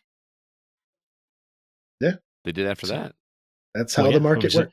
I was saying, that's how the market works. But so the consumer had power not even too long ago, but maybe it's because of the age of the internet with all the fear of missing out advertising. But it doesn't seem like anybody can hold back anymore. Right. I mean, yeah. I mean, self-control. Come on, people. You want something done? Have a little self-control. You want the price of the. I buy less new AAA games because I think $70 is too much to pay for them. Mm-hmm. So I am more selective. So with $80 Nintendo games, I can't imagine buying any of them that don't have Zelda on the box. I don't care about any of the franchises enough other than Zelda. And it's too bad because like there are some, the Donkey Kong game, for instance, I think looks pretty fun. Uh-huh. I don't want to pay $70 for that game. I mean, yeah, neither do I. I mean, I don't know how big it is. I don't know. I assume every every part of the internet has already made the Donkey Kong gorilla, like Red Faction gorilla joke. I heard it on another podcast this week. Yeah. Yes. I was gonna say it's too obvious for it not to have been out there. Mm-hmm. But that was the first thing I thought, because the game looks like Red Faction gorilla, but it stars a gorilla. You see, so Donkey Kong gorilla. But at least they did do a pun for the game's title, Donkey Kong Bonanza. Right. Shout out to them. But yeah, there's there's not enough Nintendo properties I care enough to pay these new prices they're charging. Mm-hmm. But I don't know. Nintendo's been finding itself in a really weird place lately. They've been kind of getting a little greedy, haven't they? I apologize. I don't want to kid myself. I'd probably pay $80 for a 3D Mario game. Oh yeah. I'm just gonna be honest. But I mean, Mario 64. Getting greedy. I mean, I know it's easy to say that about the company that's worth, more than Jesus at this point. But people will pay it. Again, it comes down to what the market is. Mm-hmm. It's not the idea that they have money and they want more money. It's the fact that the decisions that they are currently making with their products and the things that they are doing to other people just seems very like they have more money than what they could probably ever need. And there's no reason for them to try to stockpile even more than that. So the decisions they're making with their products and their games and how they associate themselves with the public just seems backwards almost. I think you're underestimating how corporations think, man. That is exactly what they want to do. But that is what I'm saying. Nintendo is moving. They're moving away from that kid-friendly, hey, like everyone's welcome, to this corporate monster that, we see some of the other ones becoming. And it's weird to see Nintendo, because Nintendo was always that one that you could, like, no matter what, they were always going to be playful. They were a toy store. They were this, they were that, like whatever. And now it's just like a soulless corporation. Did you speaking of them becoming more soulless, did you see Doug Bowser's quote today? No, I did not. He said, "I understand the Switch 2's pricing is too much for some people, and that's why we have the Switch available." Oh, that comes across a little bit like, don't you all have phones? I mean, that's very Don Matrick, the Xbox. We have a product for the people who can't afford Xbox One. It's called the Xbox 360. Yeah. It's the same energy. Ooh. So that's not good. And his name is Bowser. Yeah, maybe he's just playing into it. Yeah. How dare he stand where Reggie stood? That is not a good quote. That is not a good quote to have. I wouldn't have said that. Nope. I mean, I was thinking it, but I wouldn't have said it. Yeah, it's like, sorry, that's that is what it is. Mm-hmm. Like, with all of our stuff, that's the price of it. Take it or leave it. No, we have the first Switch. Right. So overall, I do think the price is fair. If we're circling back to the price, because it's not much more than I would have thought. I'm surprised there's as much irritability over a $50 difference, because it seemed like everybody was kind of agreed that it was going to be $400. Mm-hmm. But I don't know if it's a good business strategy or not, because because it does seem like they're playing a little bit more to the adult market. Had like games like Borderlands 4 and Star Wars Outlaws announced. Mm-hmm. So it feels like it's skewing a little bit older. I know Switch had games of all varieties, of course. But it's because, like, I feel like if you're a young adult and you like the Switch, it's going to be pretty easy to just get sold on a PS5 for $50 more, right? Yeah, where your friends are probably going to be playing online. Yeah. And it's going to be a more streamlined online experience, although they are doing things. They are taking some steps there. Right, for sure. I can now run a Blender while I'm playing my game, apparently. Yeah, thank God. That was a little. It felt, dude. It had a lot of the late night 2 a.m. infomercial energy going on there. It really did. Yeah. I was expecting Ron Popeil to show up at some point. No, I just think it's funny that, like, oh yeah, my wife is running a Blender behind me. My friends can still hear me fine. I can't hear, but hey. At least they're having a good time. Yeah. Like, that's all I could think is, like, because, like, my thing with my wife is, and she's not here, so I can actually say this time. She's out of town. Yeah, she's not watching this. She loves to vacuum when I'm trying to do something that requires me to listen to it. It's like, I've come to, like, despise the sound of the vacuum. Like a Pavlovian response. Seriously. We have a Roomba that does the vacuuming and everything, and she still vacuums after that is done. I don't understand. Anyway. she That's You sounds can't like, trust I was gonna machines. say it sounds like grandma washing the dishes before she puts them in the dishwasher. Yes. She's I mean, just I used rinse to them it. off. I rinse them off. Yeah, of course you have to rinse them off. Don't be a Yeah. psycho. Don't be a psycho. But I mean, unless I'm wearing headphones while I'm playing my Switch, which doesn't sound like something. I don't know. I mean, game chats. I mean, the audacity to put a button on your controller you have to pay X amount of money a year to use is pretty outrageous. That's a really good point, actually. That sucks. I mean, isn't that how? Well, they said it's going to be free until now? March, right? They're going to let you like have it free, and I feel like that's going to be dialed back.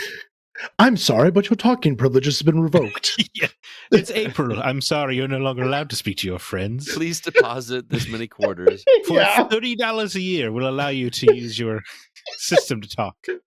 And is that going to be rolled into Nintendo Switch Online? Is that going to go up and include that? Or because honestly, I don't have a problem with the price of Nintendo Switch Online going up. Well, we're also dividing it 8 ways. That's what I'm saying. So it's costing me $10 a year to have Nintendo Switch Online. I would say we're in kind of a privileged position in that we have 8 people who are willing to go in on it. Right. I pay full price for my 4 people in my families, and so I don't get any help. Yeah. Did you see that some of the upgrades are in the Switch Online as well? I did not see that. Like if Breath of the Wild, if you're a Nintendo Switch Online member, you get the Switch 2 version included. Oh, that's cool. That's kind of nice, but yeah. And did you notice that when they talk about you can get the upgrade, whatever, they didn't say how much that was? Yeah. Like, is that $10? Is that $20? I think it's going to. I think much like the pricing of their games, it's going to vary depending on how much they think you want it, which I think sucks. $40. Maybe. You want the upgraded version? Money. Yeah. I think most are probably going to be $10 though for sure, which I think Paul Hine is alluding to. Yes. But which is the going rate of a PlayStation upgrade, but it still sucks. It sucks. It sucks because so many companies that aren't PlayStation, Nintendo just do it for free. Can I show? Because you always have the corporate defenders. Hold on, Jake. I gotta get this out. You always have the corporate defenders who are like, they put so much work into The Last of Us Part 2 remastered. You should have to pay for it. I'm like, fair, heard. They did work. Every other company does the work, and they're like, hey, you know what? Thank you for buying the game at all. Right. We really appreciate it. Here, have some better graphics. Can I put this comment up now? Sure. Go ahead. Go ahead. Yeah, of course. Paul Hines says, first time ever, $2.99 for the next 5 minutes. So, yeah. We're gonna have to like dial collect on our Switch. They're bringing back the Nintendo helpline. Dial 188 Mario for you. Yeah. Oh baby, Peach. Oh my goodness. So that's the consoles. Yeah, I guess game pricing outrageous. I think for sure. Personally, console seems fair. But I will say the game pricing hitting that $80-$70 for seemingly most of the products. I was like, I don't feel like I do need to rush out for this. For the console? Yeah. Like I'll just get one when I need one. I feel kind of like I'm torn because as soon as I saw this, I was like, okay, $500, done. That's fine. You know, I'm gonna carry everything over from my Switch. Well, almost everything. Not everything is compatible. Yeah. Select games, and there are some significant ones on that list that aren't. I've heard. I've not researched it myself, but again, like a lot of those games that we saw, which we're gonna get to in a second, aren't available on day one. Right. You know, like Mario Kart World is available on day one, and then the other big titles that we saw, like Donkey Kong. Oh yeah, that's it. That's in July, right? Like everything else was not everything, but most everything else was ports of games that were. There's 90% ports in this direct. Like that, if we wanted to play it, the three of us have already played it on other consoles. You know what I mean? Mm-hmm. So you're kind of right. Like it almost doesn't make sense. Like we'd be paying $500 just to play Mario Kart, which I feel like I could play that over a weekend and get my fill until I'm ready to buy it when there's more stuff. You know what I mean? Right. Mm-hmm. I feel like the thing that this is missing was exactly what you said a second ago with a new 3D Mario. Yeah, because 2017, right, was the last one with Odyssey. Yeah. And that was a good game, but Yeah. I want another one. I know we had Bowser's Fury with that little. You're right. Yeah, Bowser's Fury, that was included in the 3D Land thing. And that was great. Yeah, but I thought Bowser's Fury was exceptional. Like I kind of want to go fire that one up again. Like Yeah. because it's been so long since I played it. Like I'm. Dude, maybe there'll be a Switch 2 version you can pay $10 to play. Paul Hine did bring up a good point as well. Hyrule Warriors, which is technically a Zelda game, but I don't. Man, Dynasty Warriors. Those are Zelda games I have tried to get into, and I just can't. It's got Zelda in the name, but it's not a Zelda game. Right. And I got excited. We heard Zelda's voice at the beginning. I'm like, oh, all right, this is awesome. And then it was another one. And I was like, that's a bummer. Yeah. That's a bummer. So what do we want to talk about next year? The lineup or? Yeah, I mean, let's kind of go through the games. I mean, let's start with the ports. What was there? Street Fighter 6 was on there. Oh, ports. Star Wars Outlaws. Star Wars Outlaws was a big one. Split Fiction is going to be there on day one, I think they said, which, seems perfect for that console. I don't know how easy it would be to play that with a Joy-Con. Yeah, because you wouldn't be able to, right? You would need 2 full controllers.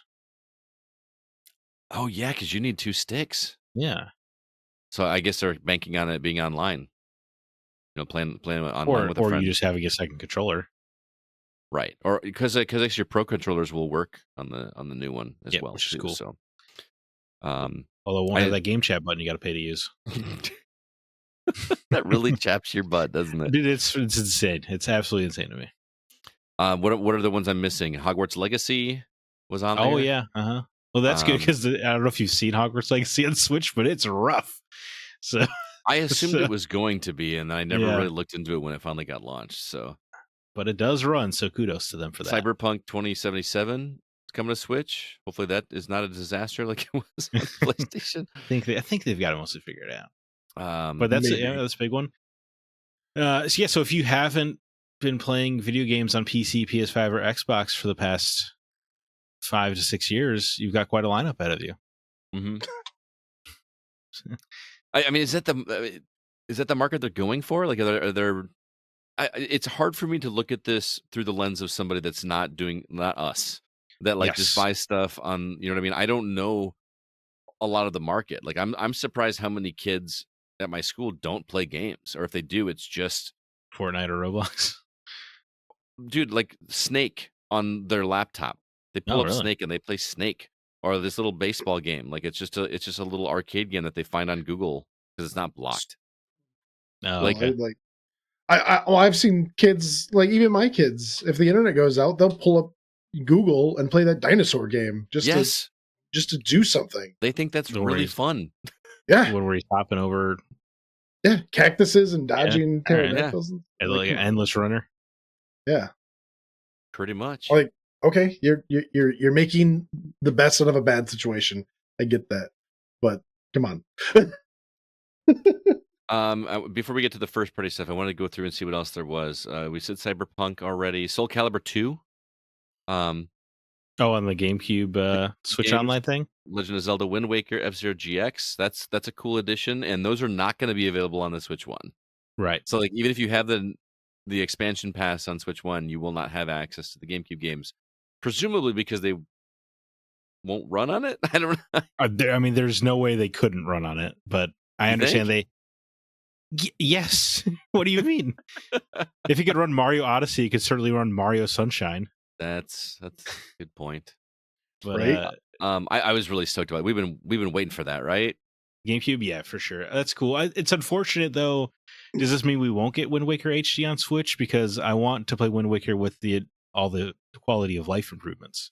I thought there was a scene in there about. Well, Wind Waker GameCube's coming, but that game it has some annoyances in the final few hours that the Switch version or the Wii U version fixed. So right. Yeah. But anyway, that's but they also announced Dragon Drive. Well, hey, that's first party, isn't it? Oh yeah, I'm sorry. We're sick of let me go back to third party. I apologize. Way to go. Kinutsugami, Path of the Goddess on launch day. That seems like a good game for the go on the go. Mhm. Mhm. Hollow Knight Silk Song. They just got For the go on the go. Story of Seasons, Grand Bazaar, Goodnight Universe, Two Oh, Point dude. Museum. Project 007 from IO Interactive. Yeah. Oh, Yeah. as well as Hitman. And Hitman. Yeah. Wild Hearts S, Witchbrook, Puyo Puyo Tetris 2S, Rune Factory, Gardens of Azuma, Marvel Cosmic Invasion, which was shown at the Switch 1 Direct. Remember? Star Yeah. Wars Outlaws, Nabunaga's Ambition, Awakening, Complete Edition, Fast Fusion, Oh, Shadow dude, Labyrinth. Oh yeah, dude, I can't wait. I think that game looks so fun. Yeah. Hades 2.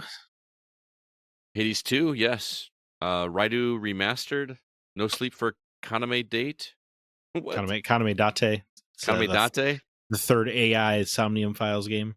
Okay. Reanimal, Fortnite, Arcade Archives, Ridge Racer, Professor Layton and the New World of Steam, Tamagotchi Plaza, Nintendo Switch 2 Edition, and Human Fall Flat 2. And not to mention Duskbloods. That one I thought you'd be interested in, Zach. That seemed kind of like a big deal. Boy, I can't even tell you the roller coaster ride I went on when I was like, dude, this game looks great. It looks cool. Oh, From Software logo. What's going on? Vampires. Can't wait. First of all, I did think it was going to be a Castlevania game. Mm-hmm. But, that kept going. I was like, I was stoked. And then it's a multiplayer only game. It is player versus environment. Yep. It says. PvPvE. A single player FromSoft vampire game might have got me to get the Switch 2 a little earlier. Yeah.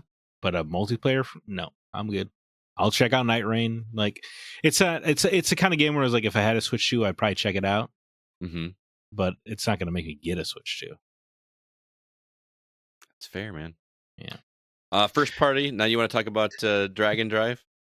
Yeah. In a sec, did you see that Hades 2 is also coming to the first Switch? By the way. Oh, I didn't. I just was assuming it was a Switch 1. Switch 2, you mean? Or Switch 2, yeah. Excuse me. Yeah. So that's an important note because I was like, I don't know, man. I played so much Hades. I think Hades is still my most played game on the Switch. So I was ready. But if Hades is just gonna be on the Switch as well, I'll just play it there. Right. Yeah. Well, then you got to pay $10 to play on your Switch 2. I'll probably just play the Switch 1 version on my Switch 2. Because again, you don't really care about. You're not a graphics guy, so yeah. So it would have to be something special for me to pay to $10. So Dragon Drive is a wheelchair basketball game, which so that way you can use Joy-Con controllers in unique ways. I get that. Sorry, I was going to say it reminds me of when like Ape Escape was released, and they were like, "Oh, you can use the joysticks in unique ways to catch things," and it's like, "Well, we got to make use of these somehow." Oh, there we go. We'll make them. Yeah, I largely agree that it's obviously just something to use the new features of the Joy-Cons, but really the game just looks so lifeless for a Nintendo game. Yeah, I thought I was going to be the only one that felt that way. Like the environments, and the characters just look so barren. It looks like a Tony Hawk make your own skate park level that I spent 10 minutes whipping up real quick. Right. It did not look finished. Oh, can we talk about the little demo thing that they want you to pay for? In a second, but I want to the Joy-Con. Who's got a random flat table that they can use these Joy-Cons on? No, they showed them in the trailer. You putting them on your knees, which is a little messed up if you consider. If I consider what? You're playing as people in a wheelchair. You're in a wheelchair. Oh. I'm going to pretend I'm you by rubbing these on my legs.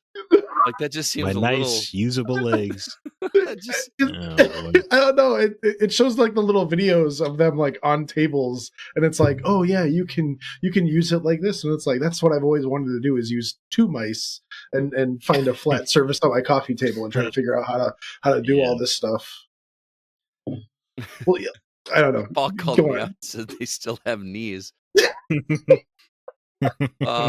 He's trying to make me feel bad. No. Can we go talk about this? Yes. I can't remember the name of it. I had made it. It's a welcome tour or whatever it's called. Yeah. But I made a note of that because it's like they're talking about it and like, oh, and we'll help you through all the features of the Switch 2 with this paid welcome tour. What? Dude, like, how much?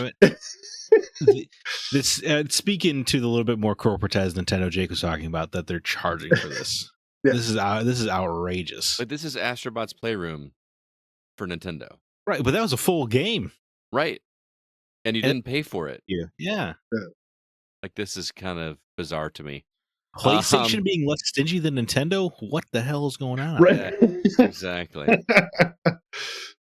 So let's look at the other first party stuff. Super Mario Party Jamboree, which already is on Switch 1, is getting a Switch 2 edition, $80. which includes Jamboree TV. Yeah. That's what I need. They think you'll pay $80 for a Mario Party game. Well, and they're probably right. Somebody will. And if you're not playing online, you're going to need another set of Joy-Cons to play with 4 people if you want to. You know what? If you can't afford the new Mario Party game, there's like 10 other ones. Well, that's true. Including some on Switch Online. Right. Let's see what else. Legend of Zelda Tears of the Kingdom, Switch 2. I didn't finish the first one, but I'm not gonna lie. The whole idea, you're gonna hate me for saying this, Zach. Mm-hmm. But having the mobile app with the GPS built in, guide me to where I'm going. I thought of you. Yeah, but you did. Yeah. When she was giving directions, like, dude, Scott's all over this. I might go back and play this game now, dude. Like, for real. I could have a British woman in my ear going, "Hey, Noel. listen." Yeah, I got my own little Navi. There you go. Hey, well, oh my God, she's helping you navigate. Tears of the Kingdom is the only like upgrade I would be interested in, because every time I saw somebody play that game, it looked a little rough. Mm-hmm. So cleaning that up sounds nice. And you can also like share your builds with people now. You know, Right. I'm not creative, but if I can get that dude that made an X-wing in the Tears of the Kingdom, send me his file so I can put that in mine, I am on board. Oh, dude, wait! Tears of the Kingdom is also an $80 game, right? I own it already, No, so it's I'll be able on the to. Switch too, though. That's crazy. Yeah. Kirby, well, also the first one, Breath of the Wild, Mm-hmm. which was a Wii U game, Right? is going to be $80, right? I think Breath of the Wild 70. I can't really remember because they just pick and choose at random. It's hard to keep track. Well, maybe because they're like, you know what, this was two console generations ago. Maybe we should. We'll give keep you this one, but- $10 off. Yeah. Kirby and the Forgotten Land gets a Switch 2 version with something called Star-Crossed World. Mhm. That game was fun to play through for a weekend, but I don't know.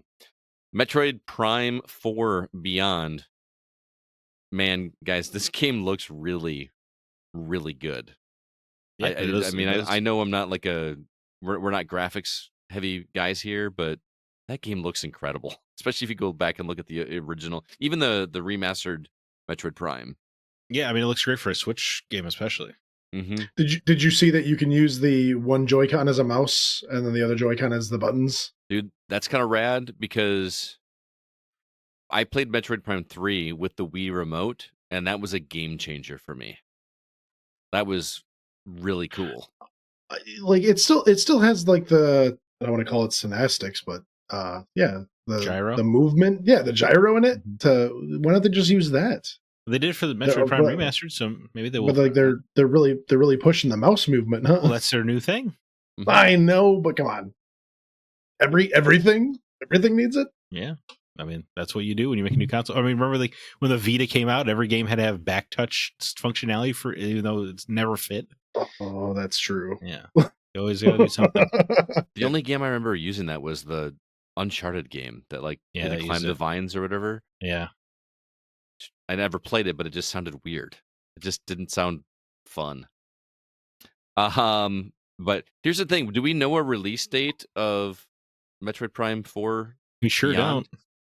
And so, like, I'm going to be in that weird spot where I want to play that game at launch because I'm so stoked for Metroid Prime 4. But if it comes out like a week before the the launch of the Switch 2, which You're not They going to probably wait. won't. You're not going to wait the week. I don't know, man. Like, Yeah. because then I'd be stuck paying another upgrade. You don't And have to pay it. You could just play your Switch 1 version. I know, but I Right. really want to see how good Metroid looks and 4K and 120 frames per second. So you're going to be one of these people who shell out the money. He's part of the problem. Absolutely. Right. No, There it is. I'll wait. I would imagine, since, like Paul mentioned, they said sometime in 2025. That it presumably means sometime after. Otherwise, they would have in the direct said that they would have they would have said it at launch, right? Mm-hmm. Because Yeah. they were very clear on that. When something was going to be coming out on June 5th, they said this will be available on the launch day. And you can also tell that they you can also tell they recorded this stuff quite a while ago, because none of those said this also releases on June 5th. It was always also releases same day as this Nintendo Switch too. Yeah. Well, I thought did they save the date till the end? I can't remember now. No, the day was actually pretty early on. Oh, okay. I mean, they recorded it way before the Yeah, I hear the you. release. I hear you. Yeah. Yeah. What else? We did the third party. Oh, we missed a bunch of third party titles. Elden Ring coming to Yeah. Switch 2. You mentioned Hades 2 already. Damon X Machina, Titanic Scion, Split Fiction, EA Sports, Madden, and Football Club, Hogwarts Legacy. We said that's gonna have mouse control. Madden coming back to Switch seems like a big deal, right? They don't get those anymore. What's the last Madden game that was on a Nintendo product? That's what I'm saying. Were there I don't any on know. Switch? I don't know. 98. 98. Hitman, Project 007, Bravely Yeah. Default, Final I'm at- Flying Fairy HD Remaster, and Yakuza 0 Director's Cut. Which is getting a bunch of new content. So that friggin' 60-hour game is going to get longer. Good. Yeah. Yeah, you're right. I missed some others. Deltarune is coming on launch day. Borderlands 4, Civilization 7. That one's going to allow you to use mouse controls too. Now that one makes sense. Like Mouse control. Yeah. I mean, it's so seamless on the controller. I mean, I can only, the only person I have for anecdotal evidence is my wife, who played a bunch of Civ on computer, and she said she prefers a controller. Oh wow, okay. NBA 2K, WWE 2K, Survival Kids, Enter the Gungeon 2, which is a new game. Yeah, I feel Starseeker bad. Go ahead, finish. Starseeker Astroneer Expeditions, and Final Fantasy VII Remake Intergrade. No date. Love that that's coming to Switch before it's available on an Xbox console. That feels great. Twisting the knife. Yeah. I felt bad for Enter the Gungeon 2 because I don't know if you watched it live, but during the stream it locked up for everybody. Oh, did it? When Enter the Gungeon 2 is getting unveiled for the first time. So that sucked. Oh, that's a bummer. But they're not happy about it. Could you Yeah, imagine? yeah, that would suck, man. Because how many eyes were on that video watching it live? There had just be so many people that were watching that and they just completely missed out on it. So I guess, did I miss anything, Jacob? Is there anything that I did not cover? I did. I should have slapped myself on the hand here. Sean did provide the specs. Like I said, you've been jumping all over the board. I couldn't tell if you missed anything or not. I know. But I mean, it looks like you got most of it. Larger screen, 7.9 inches versus the 6.2, but it's going to have the same thickness. Now we're going to the hardware. What's that? Yeah, hardware. Back to the Now hardware. we're jumping right to the hardware. Yep. He's all over the place. 1080p screen in handheld, 4K resolution, up to 120 FPS when docked on the TV. We didn't even talk about the Joy-Cons, the way they snap in there with the magnets, like we said. Oh yeah, that's cool. Yeah. Doesn't feel like that big a difference. Like the rail thing never bothered me, but but it's I cool. always had this worry in the back of my head that I was going to snap one of those rails off, and it feels awkward to take them off. The rail thing annoyed the hell out of me. Yeah. Okay. I guess I guess I'm in the minority. They were like, oh, it clicks into place. I was like, okay, that's kind of cool. And I was like, well, then you have to like finagle it out of it too. I guess take your middle finger and it's such a minimal finagle. Yeah. I don't know. I never. This just seems cooler. I guess because like my Switch is behind my TV, so like I have to reach over my TV and then try to pull it out, which then I pull the whole Switch out. That's a so you problem. It's my own doing. It's my own doing. Get a pro controller, dude. I have a pro controller. Okay. You playing a lot of multiplayer then, or I don't know? I'm so confused. I play a lot of Smash with the kids. So yeah. Okay, gotcha. Kids, I tell you. Yo, man, Smash. Did you tell them about the Smash director's hot new game coming? Kirby Air Riders. Oh, that was one of their like big reveals at the end.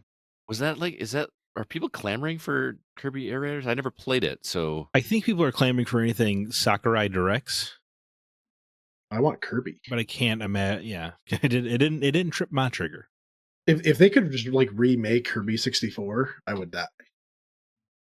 I don't think I ever played You Kirby. could I was just- never a big Kirby guy. You can just play Kirby 64 on your Switch right now. I was gonna say I have a copy of it, but I want it remade. I want it fancy.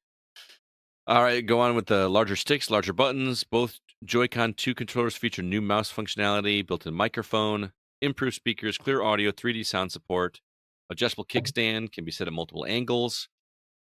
We got USB-C ports on the top and the bottom. That's nice. I do like that. It always felt really awkward to be playing it while it was charging at the bottom. Yes, definitely. I ran into that problem just today. That kind of sucks. 256 gigabyte internal storage compared to only 32 on the previous, which sounds good, but depends on how big those games are. Well, say because the fun thing about the Switch was only 32 gigabytes, but most of the games are so small on the Switch it didn't really ever matter. Yeah. Dock will have built-in fan, backwards compatible with most Switch 1 games, both physical and digital. Switch 2 cartridges are the same size and shape, but they're red in color, supposed to have faster speeds. Mm-hmm. Micro SD express cards, the standard SD cards will not be compatible. Yeah, So that sucks. Yeah. I guess they were concerned about speed. Is that their excuse or the reason? Well, I mean, that kind of leads into the next thing that I think a lot of people have issue with is that some of these physical copies, and I say that in air quotes, because we can get that in a minute. How about that? Let's get through this first. All right, and then we'll have a built-in system transfer feature, and there is a new Pro controller with the C button, back paddles, and an audio jack. The audio jack is nice. Yes. Yeah. I don't often have big apartments, so I try to use headphones for the kindness of the person I live with, which makes it difficult to play the Switch at night. You're right, Jake. I should just not care. Well, I use my Bluetooth speakers, or my Bluetooth headphones, like AirPods, and I wear them all day at work, so I kind of want to switch it up at home. Well, that was a problem. That's a me That was a problem. problem with the first Switch because they didn't allow you to connect Bluetooth headphones originally because you had already like two controllers connected by Bluetooth, and then when the Pro controller like became more popular or whatever, they changed the programming inside the Switch so that as long as you have one Bluetooth item connected, you could then connect a Bluetooth headset. No, okay. I mean, yeah. Okay. Either way, headphone jack's nice. All right, Zach, you want to get into it now, or? Well, yeah, of course. I mean, Do you want to rumble now? I don't feel like I have as exciting a stance as maybe the internet does. Yeah, but there was a lot of irritation about the game key card thing where you insert a game cartridge, but it's actually just a download. There's no information actually on the cartridge, which is frustrating, no doubt.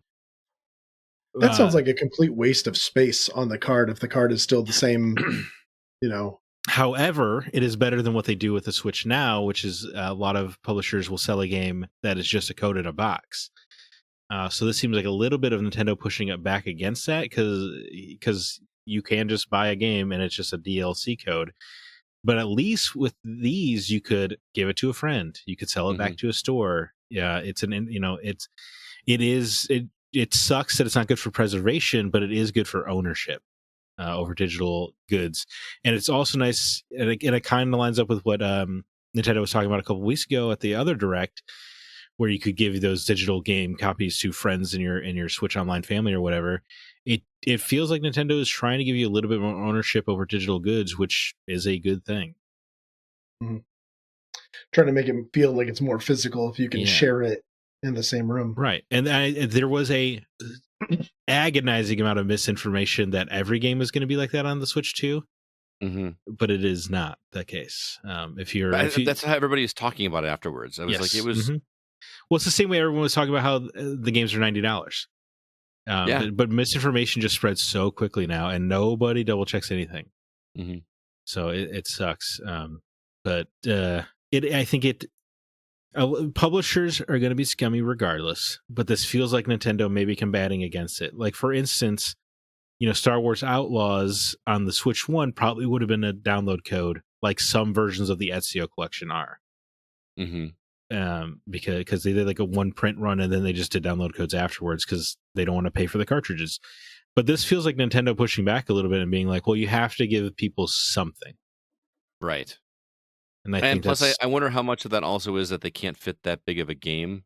You on could a pay cartridge? you could pay for bigger cartridge sizes. You could do that on the first Switch too. But why would a publisher if they don't have to, right? Mm-hmm. Right. Yeah, 'cause Or I no, think you buy a game and it's got 2 cartridges in it. You got to like Oh, insert that'd cartridges. be You kind get of, halfway that'd through be the kind game. of fun. But like they were like set sizes of the Switch, and I don't know them off the top of my head, but I think they're like 8, 16, 32, and 64 gigs. Mm-hmm. So if you were doing like if you were doing like the Arkham collection, right? Like it has Arkham Asylum and City on the cartridge because you could fit them both into a 16 gig cartridge. Mm-hmm. But you'd have to pay for the next higher cartridge, and you got less profit margin if you included Arkham Knight. So they were just like, well, you're just going to have to download that one, I guess.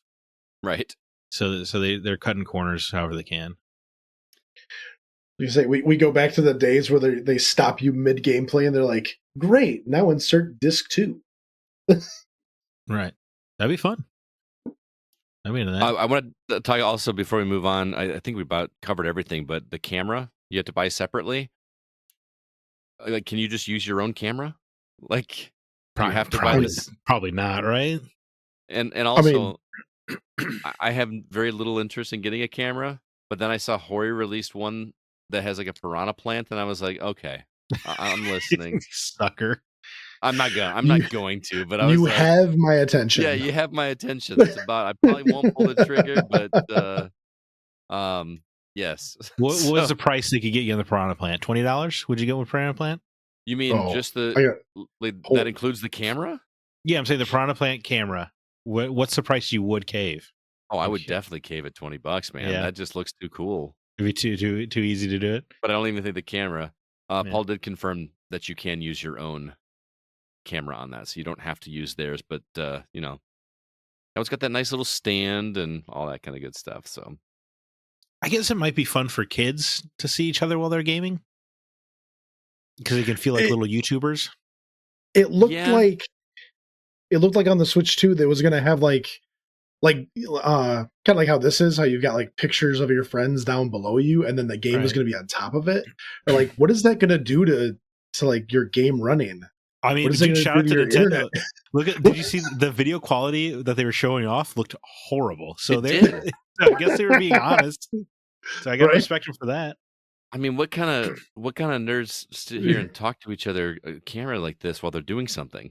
Dude, imagine if they weren't even playing a game; they were just talking. How lame would that be? Here's the thing: I was having a conversation with Ronaldo, with Cooper, that we had on the show last week, and we were talking about this whole this is something that we probably don't do. Like we don't even play online with a chat headset much, right? Like it just doesn't happen that much. Now again, multiplayer's huge, I get it, but for kids, gaming isn't something that like I got to go play this new hot thing to play it before somebody else does.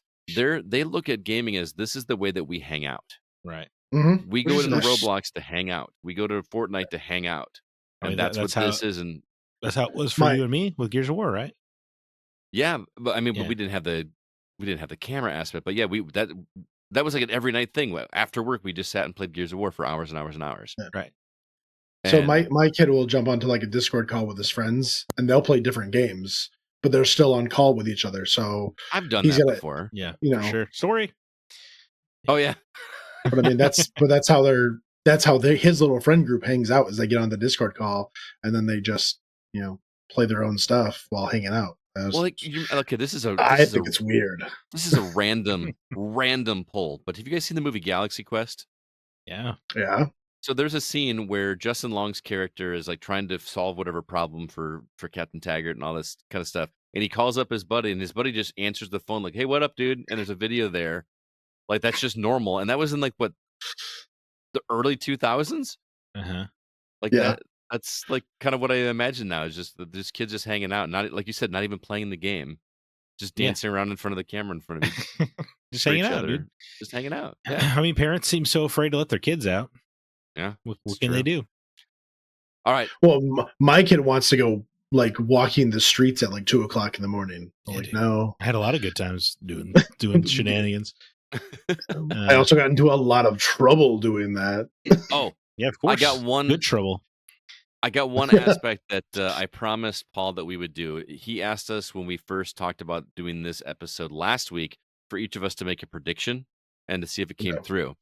So my prediction was that Mario Paint is a new game for Switch 2 to use the new mouse mode. That did not happen. I still think it's going to happen.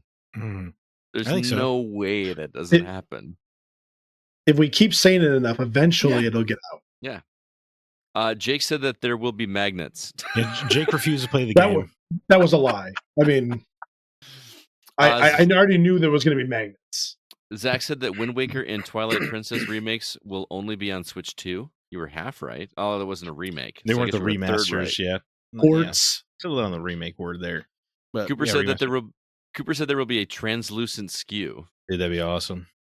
It did not happen. And then CB said $3.99 for the price and a surprise Pokemon game. 0 for 2. Yeah. I feel like we made fun of, CB would do the $400 price guess, the thing that everyone agreed on. Right.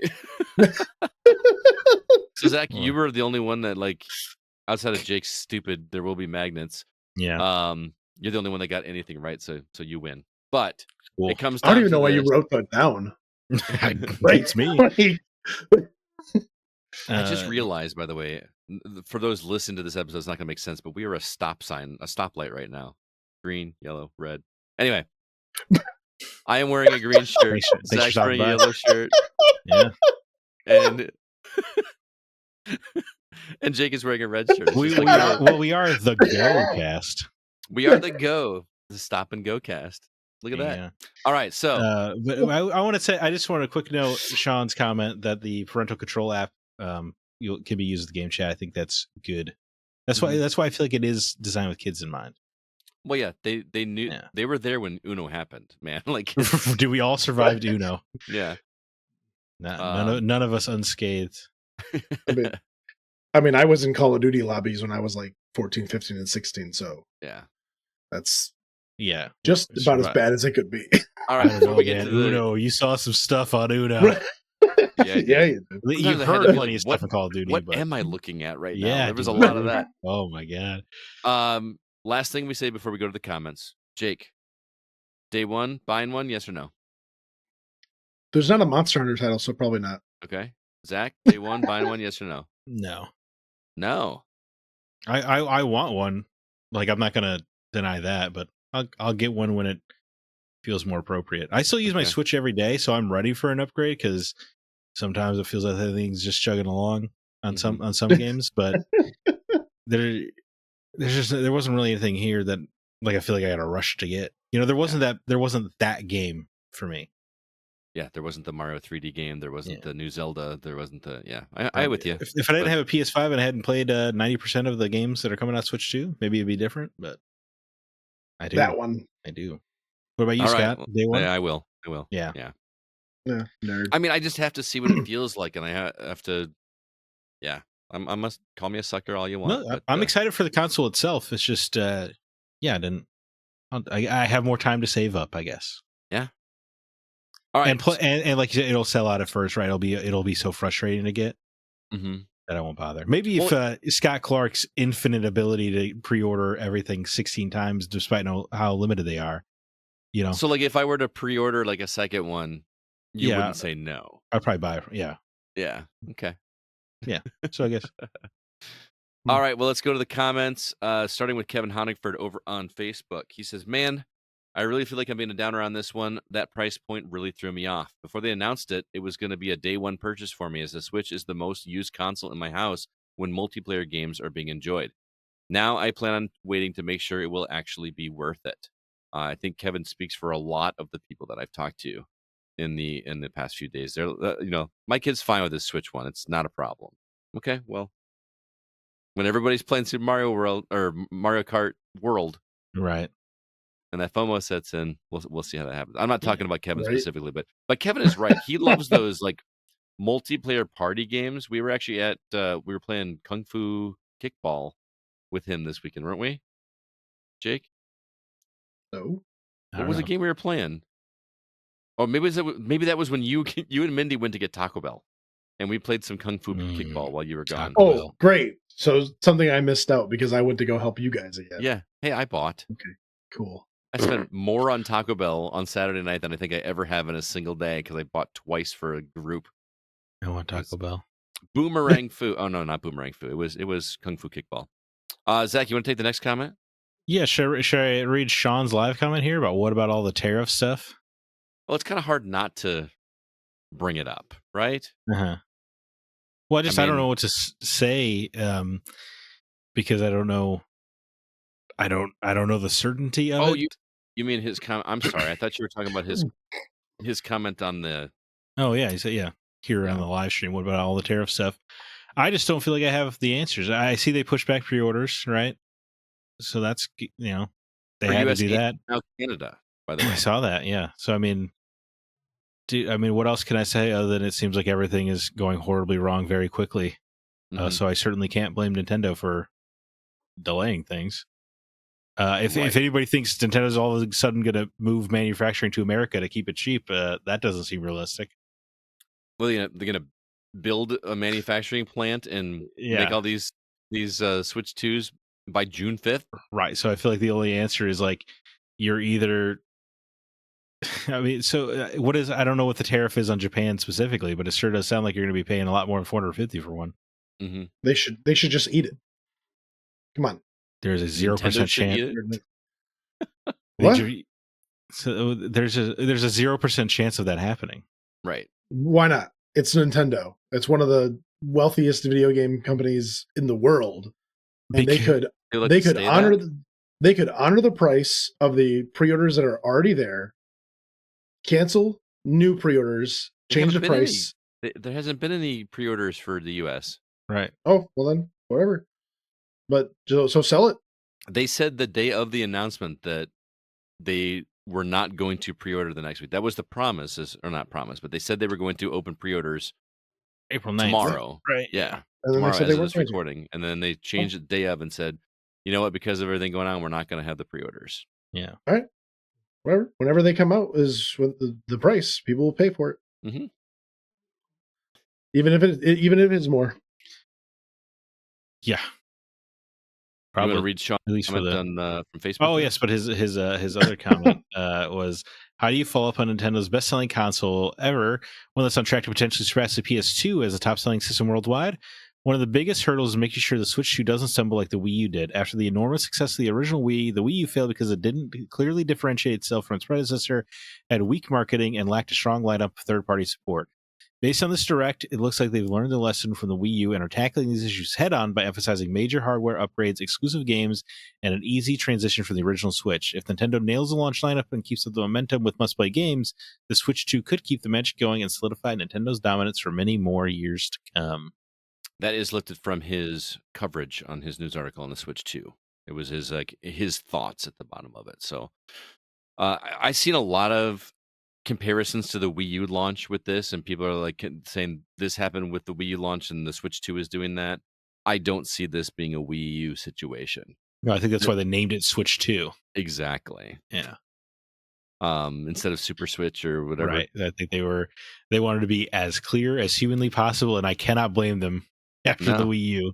Even their little animation where they make the clicky noise. Have you seen the new one? It's like two things going in on either side instead of Oh, no, I didn't just notice. the one. That's fun. It's like they're hammering it home. Yep. Which is essential. As someone who worked at GameStop when the Wii U came out, let me tell you, it is essential that you differentiate this, because everybody just thought that was a tablet for the Wii. It's funny because I don't understand why the Wii U did so. Like, I understand it was basically the Wii with a peripheral, but when the GameCube was out and you could connect a Game Boy Advance to it with a cord, that was one of the greatest things ever. And that was supposed to be like the secondary version of it, but it came with it. I don't know why the Wii U did so bad. I really think it was mostly the name. I really do. I think it's one of the biggest bundles in marketing history. Wii 2, it would have been fine. I think it would have done a lot better. Yeah. Wii U, I like the Wii U. I have no negative thing to say. I didn't get one. No. And I also did not get one because I didn't need the peripheral. There was nothing on the Wii U that I needed to play, but I mean, I used that like a I'm Switch. part of the problem. I Before used the that like a Switch. Switch before the Switch was there. I used to hook up my console on my like nightstand and just play it on the tablet in bed or on my couch. Like, I also feel like the first party games weren't as exciting. yeah, there But- was Mario 3D World, Right. debuted on there. Mario Kart 8, Yeah, technically you're right. Mario debuted. Kart 8, absolutely. That's all I can Technically Breath of the remember. Wild, but that came out the same day for the Switch, right? Right. Yeah. Anyway, Jake, you want to read the next comment? All right. Kyle Boggs writes, I will pre-order one when they're available as long as the tariff thing doesn't jack up the price. My Switch bit it a while ago. Oh, okay. It broke. My Switch bit it a while ago, and I've been waiting for the 2 for a few months now. I think they're at least absolute top of what I'm willing to pay. $500 for the bundle is my max. I wish they had included at least one OLED display and made the battery life much better, but meh. That is one thing we So- said. The battery life is supposedly half hour less than the Switch 1, but considering the games are more powerful, again, where's the give and take? Right. I never really ran into battery issues with the Switch personally. I mean, are they? I'm sorry to cut you off, Scott, but like, are they judging the battery life off of playing the OLED or the Switch 2 as powerful as it can be? They gave a range. I want to say it was like 2.5 hours to 7 hours, depending on what game you're playing. So if you're playing Final Fantasy VII, it's Right. probably gonna chug. Which right? it's the case for the Steam Deck too, right? Depending, it all just depends on the game. Yeah. His comment reminded me. I have a friend in Florida that bought a Switch because they were so excited to play Metroid Prime 4. Oh my god! And now it's coming out when the Switch 2 is announced. Yeah, It's just dude, kind of hilarious. Never buy a console on the promise of a game. Yep. That's a harsh Yeah. lesson to learn, but Mhm. I do agree, Kyle. I think $500 is the top I would have paid for this.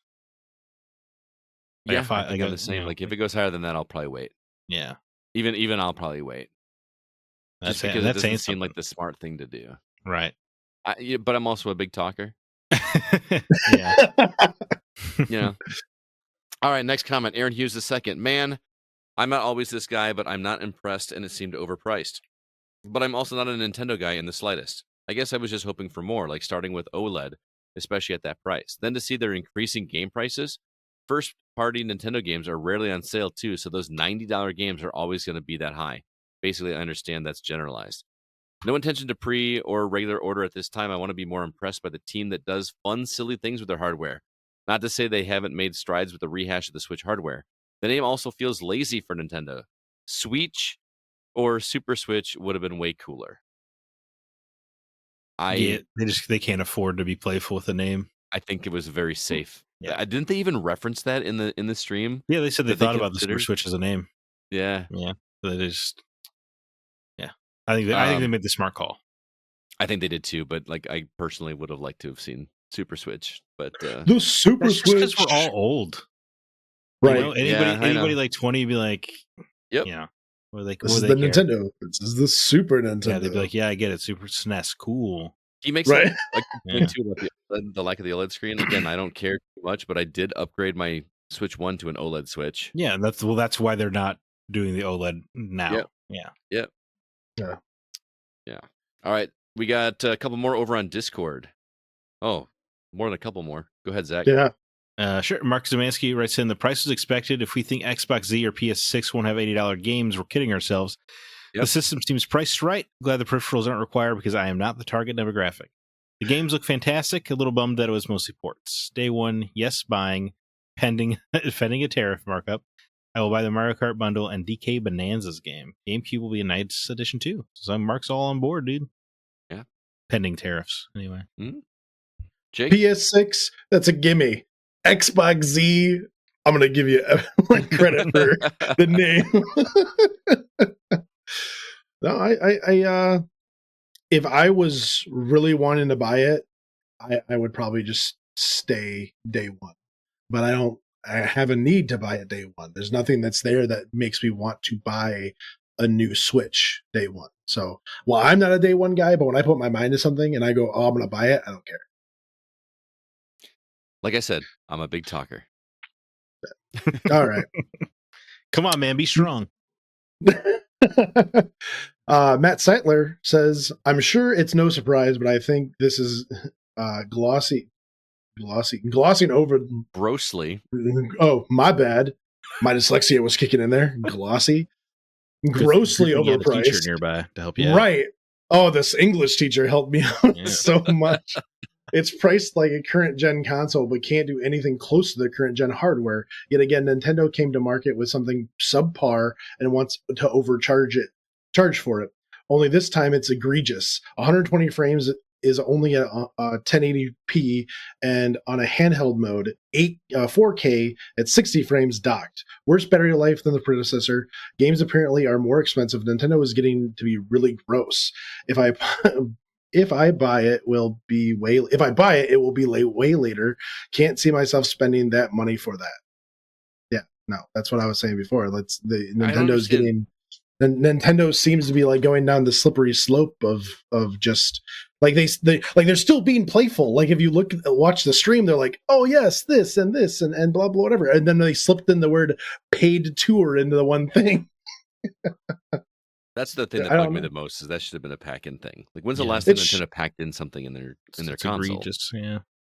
But I don't understand though. 120 frames at 1080. We're complaining about that because it's not 4K. Is that? I guess so. Yeah, I don't see the complaint either. But 4K 60, like that was like what everybody complained that we're not at that, and now they're at that, and it's not good enough.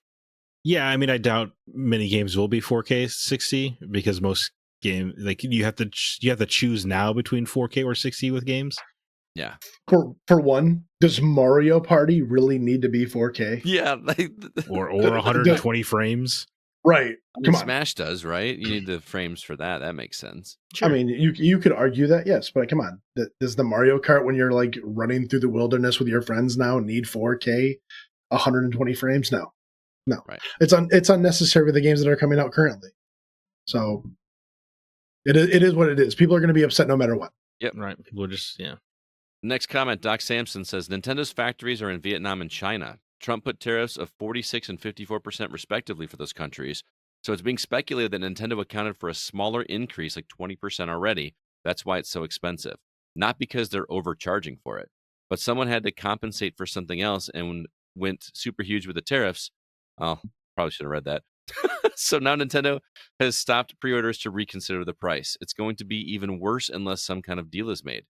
By the way, personally, I buy and play on Nintendo systems for the games, not for how many frames per second it can produce or whether or not the specs are comparable to whatever else is current gen. Who cares? Is it fun? Does it control well? Those are infinitely more important questions to be asking. I'm kind of with him on that. Like, we talked about this before it was announced, Zach, right? Like, as long as it is a better Switch, we're good with it. Right. You know what I mean? Yeah, like that's all I need. Yeah, that's all I wanted. Improvements on everything, and they delivered on that. That's what I wanted. The Switch is already perfect. You know? Yeah. It's so smooth. Yeah, it's magic is what it is. And the UI for the thing looks exactly the same. Like they're not changing anything. So nice and simple for sure. Mm-hmm. Yeah. Like it. Mm-hmm. All right, I think we got one more. Zach? Sure. Tim Thane writes in, I had to go look before answering. I still have 7 Switch games purchased that I'm still excited to play, but do I want to switch to? Of course. I'm fine with the price. Things cost what they cost. And we can't be mad at Nintendo for tariffs. Chances are good that it was already increased in the price a bit to make up for them. For something that I'll get literal years out of it isn't that much unless it goes up again after this delay, but that's a different discussion. Will I get a day one? Unfortunately, no. The money I had been saving for Switch 2, I spent on a ROG Ally about a month ago. I guess I couldn't hold out, huh? No regrets, though, so I'll save up for it and maybe get it by Christmas time. That Donkey Kong game looks ridiculously fun, though. I can't wait. I think it is important to mention, I think Paul Hine brings this up, that Nintendo says the tariffs had nothing to do with the pricing, the $450 price. So they said that has nothing to do with that, which, is weird because the Switch is about $100 cheaper in Japan if you translate the yen. But, maybe they're just doing a favor because the yen is so weak right there. Maybe they're just actually protecting their people at home. Could be that as well. Which, I mean, Nintendo, that's not outside of Nintendo, right? These are people that cut their CEO salaries when things go south rather than their employees. So it does seem like they kind of care. But That might just be That- complete conjecture. Because that otherwise, was also, what, 10 years ago? I don't know why you charge Americans an extra $100 otherwise. Yeah, that's kind of I get Yeah. it, but okay. Well, that is our topic. Thank you to everybody that wrote in. We kind of went really in depth there on the Switch 2, and hope you enjoyed the conversation. Next week, this is going to be Jacob's topic. He wanted to talk about, and maybe you can explain this one, Jake, Ooh. to everybody. Quality of life versus difficulty is going to be our topic next week. What does that mean? So there are things where, like, if you're going through your inventory and you're moving stuff around and you're having a hard time, there's not a button to quick move it, whatever, and the developer goes through and goes, oh, you know what, that should have really been a button. And then, like, okay, you hold this button down and you press it and it quick moves it over to an inventory. Okay, that's a quality of life. But when you go back and go, yeah, the enemies are, we'll dumb them down. We'll make them 10% easier to kill. We'll do this. That's difficult. That's making the game too easy. And some of the games nowadays are just going, like, I use Monster Hunter as an example because Wilds is extremely easy compared to some of the older games. Mhm. But, like, my kids who've played some of the older ones and then went to some of the newer ones, they're like, oh no, that's just quality of life. Well, it's not quality of life. It's dumbing down the game. Now So I'm you wanna- blowing. Yeah. You want to have Like- ammunition for your kids, and so you can win that argument. Is what Oh, you're saying. I don't care about winning an argument with my kids. I want to know what the community thinks about it, because there is a thing where, like, yes, quality of life comes with some updates because you find things that are hard for you to do in the game in certain ways. Like, okay, maybe this device should not have been this hard to do in the game, but, like, it's a menus thing. Uh-huh. It's not an in-game thing. Whereas when they Gotcha. start making the in-game stuff easier for you to do, that's not quality of life. That's the difficulty of the game. Okay. Well, we'll discuss that next week for sure. I'm already thinking of ideas on my head. So stay tuned for next week, and stay tuned to the social medias so we can get your guys' input on that as well. But that's going to do it for this episode of The Gaming Outsider. Thanks so much for listening. This one was produced by Kevin Honigford, and all the music you hear is written and performed by Grant Henry of Stemage and Metroid Metal. His website, again, is stemagemusic.com, STEMAGE music.com. Please be sure to email us if you have any questions or concerns. Our address is feedback@thegamingoutsider.com. Zach, any parting words or recommendations for our listeners? Yeah, I've been watching Firefly with my wife because she has never seen it. Oh, that's Which is- fun. I mean, what a blind spot. And I just want to say that show holds the hell up. Yeah. I mean, You're it's, going to cap it with Serenity, I assume? of course. Yeah. I mean, it's such an easy, it's only 14 episodes, right? Like, it's such an easy show to watch. And then I think Serenity is a genuinely great movie. And it does almost a shockingly good job of feeling like one last adventure and also kind of tying up the loose ends. Mm-hmm. Yeah, it's. I need to go back and redo it. Where's it streaming, or is it I'm watching it on Hulu. Hulu? Okay. Man, I had such a crush on Jewel State when that came out. Oh, really? I can't even describe. I have a big crush on Gina Torres this time. Oh, yeah? Yeah. All right. I'm excited whenever Zoe shows up. Jake, how about you, man? Anything? So speaking of Firefly, that's Nathan Fillion, right? That's Correct. right. Captain Malcolm So Reynolds. I am watching The Rookie, and Oh, okay. I absolutely love that show. Me and my There you wife are go. watching it together. Yeah, So. Renee. So let me ask you. He can't be a rookie the whole show, right? No, I mean he goes through, like, I think his, like, first. The show's not over; it's still airing Mhm. and whatever. But we're on, I think, the third season. I think it is, and he's in his second year. Okay. But we've been farther than where we are now, and so yeah, he's not he doesn't stay a rookie.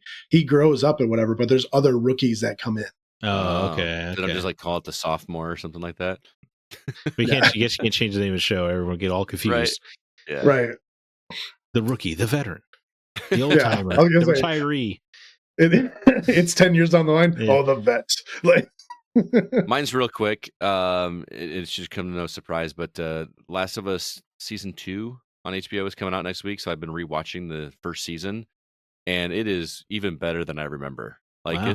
this show is really, really good, and so I recommend going through a rewatch before the new season comes out, and I will be collaborating with John over at the Hollywood Outsider, we're going to be doing a segment for Patreon called the Half Hour Power Hour, where we just kind of do a recap like right after the episode airs, and we take some quick notes and do a spoilery discussion of Ooh, the episode. the each week. Talking Dead. Yes, basically. I really enjoy recording with John. He and I get together, just the two of us, and do some episodes. I think the first episode is going to include Troy Heinrichs as well, but then subsequent episodes will just be John and I. And I'm looking forward to doing that. And yeah, I think I've got like 2 episodes left. That episode, Zach, you've watched it, right? Yeah. Jake, did you? I can't remember if you watched it. No. That episode with Frank and Bill. Frank and Bill, man. It's I good. usually, it was just really, really good. Just the front to back, it was so good. Great. Yep. I'm on the Left Behind episode right now, which was the Okay. DLC from the Yeah. first game. Mhm. So, and early reviews of season 2 are very, very positive, Well, they are adapting the better game. which is still crazy to hear you say that, man. I mean, they're both great. Oh, Don't get me wrong, but yeah, part two, I'm just really intrigued to see what they do with it, because the way they marketed it in that last trailer makes it seem like they're not going to do what they should do. And it sounds, I don't know. I mean, I just really hope they do. So give it a shot. Now is the time to get HBO or Max. Sorry. If you Just- haven't, Please just say HBO. I don't understand that marketing thing at all. HBO Max. In what world are they like Max is a stronger name than HBO? I don't know. Ridiculous. I mean, it is Maximum, but so anyway. stupid. All right, everybody. Thanks so much for listening to Gaming Outsider. Until next week, I'm Scott Clark with Zach Parkerson and Jacob Gunderson, and we are the Gaming Outsider. And remember, there's no such thing as a bad game, just games that aren't for you.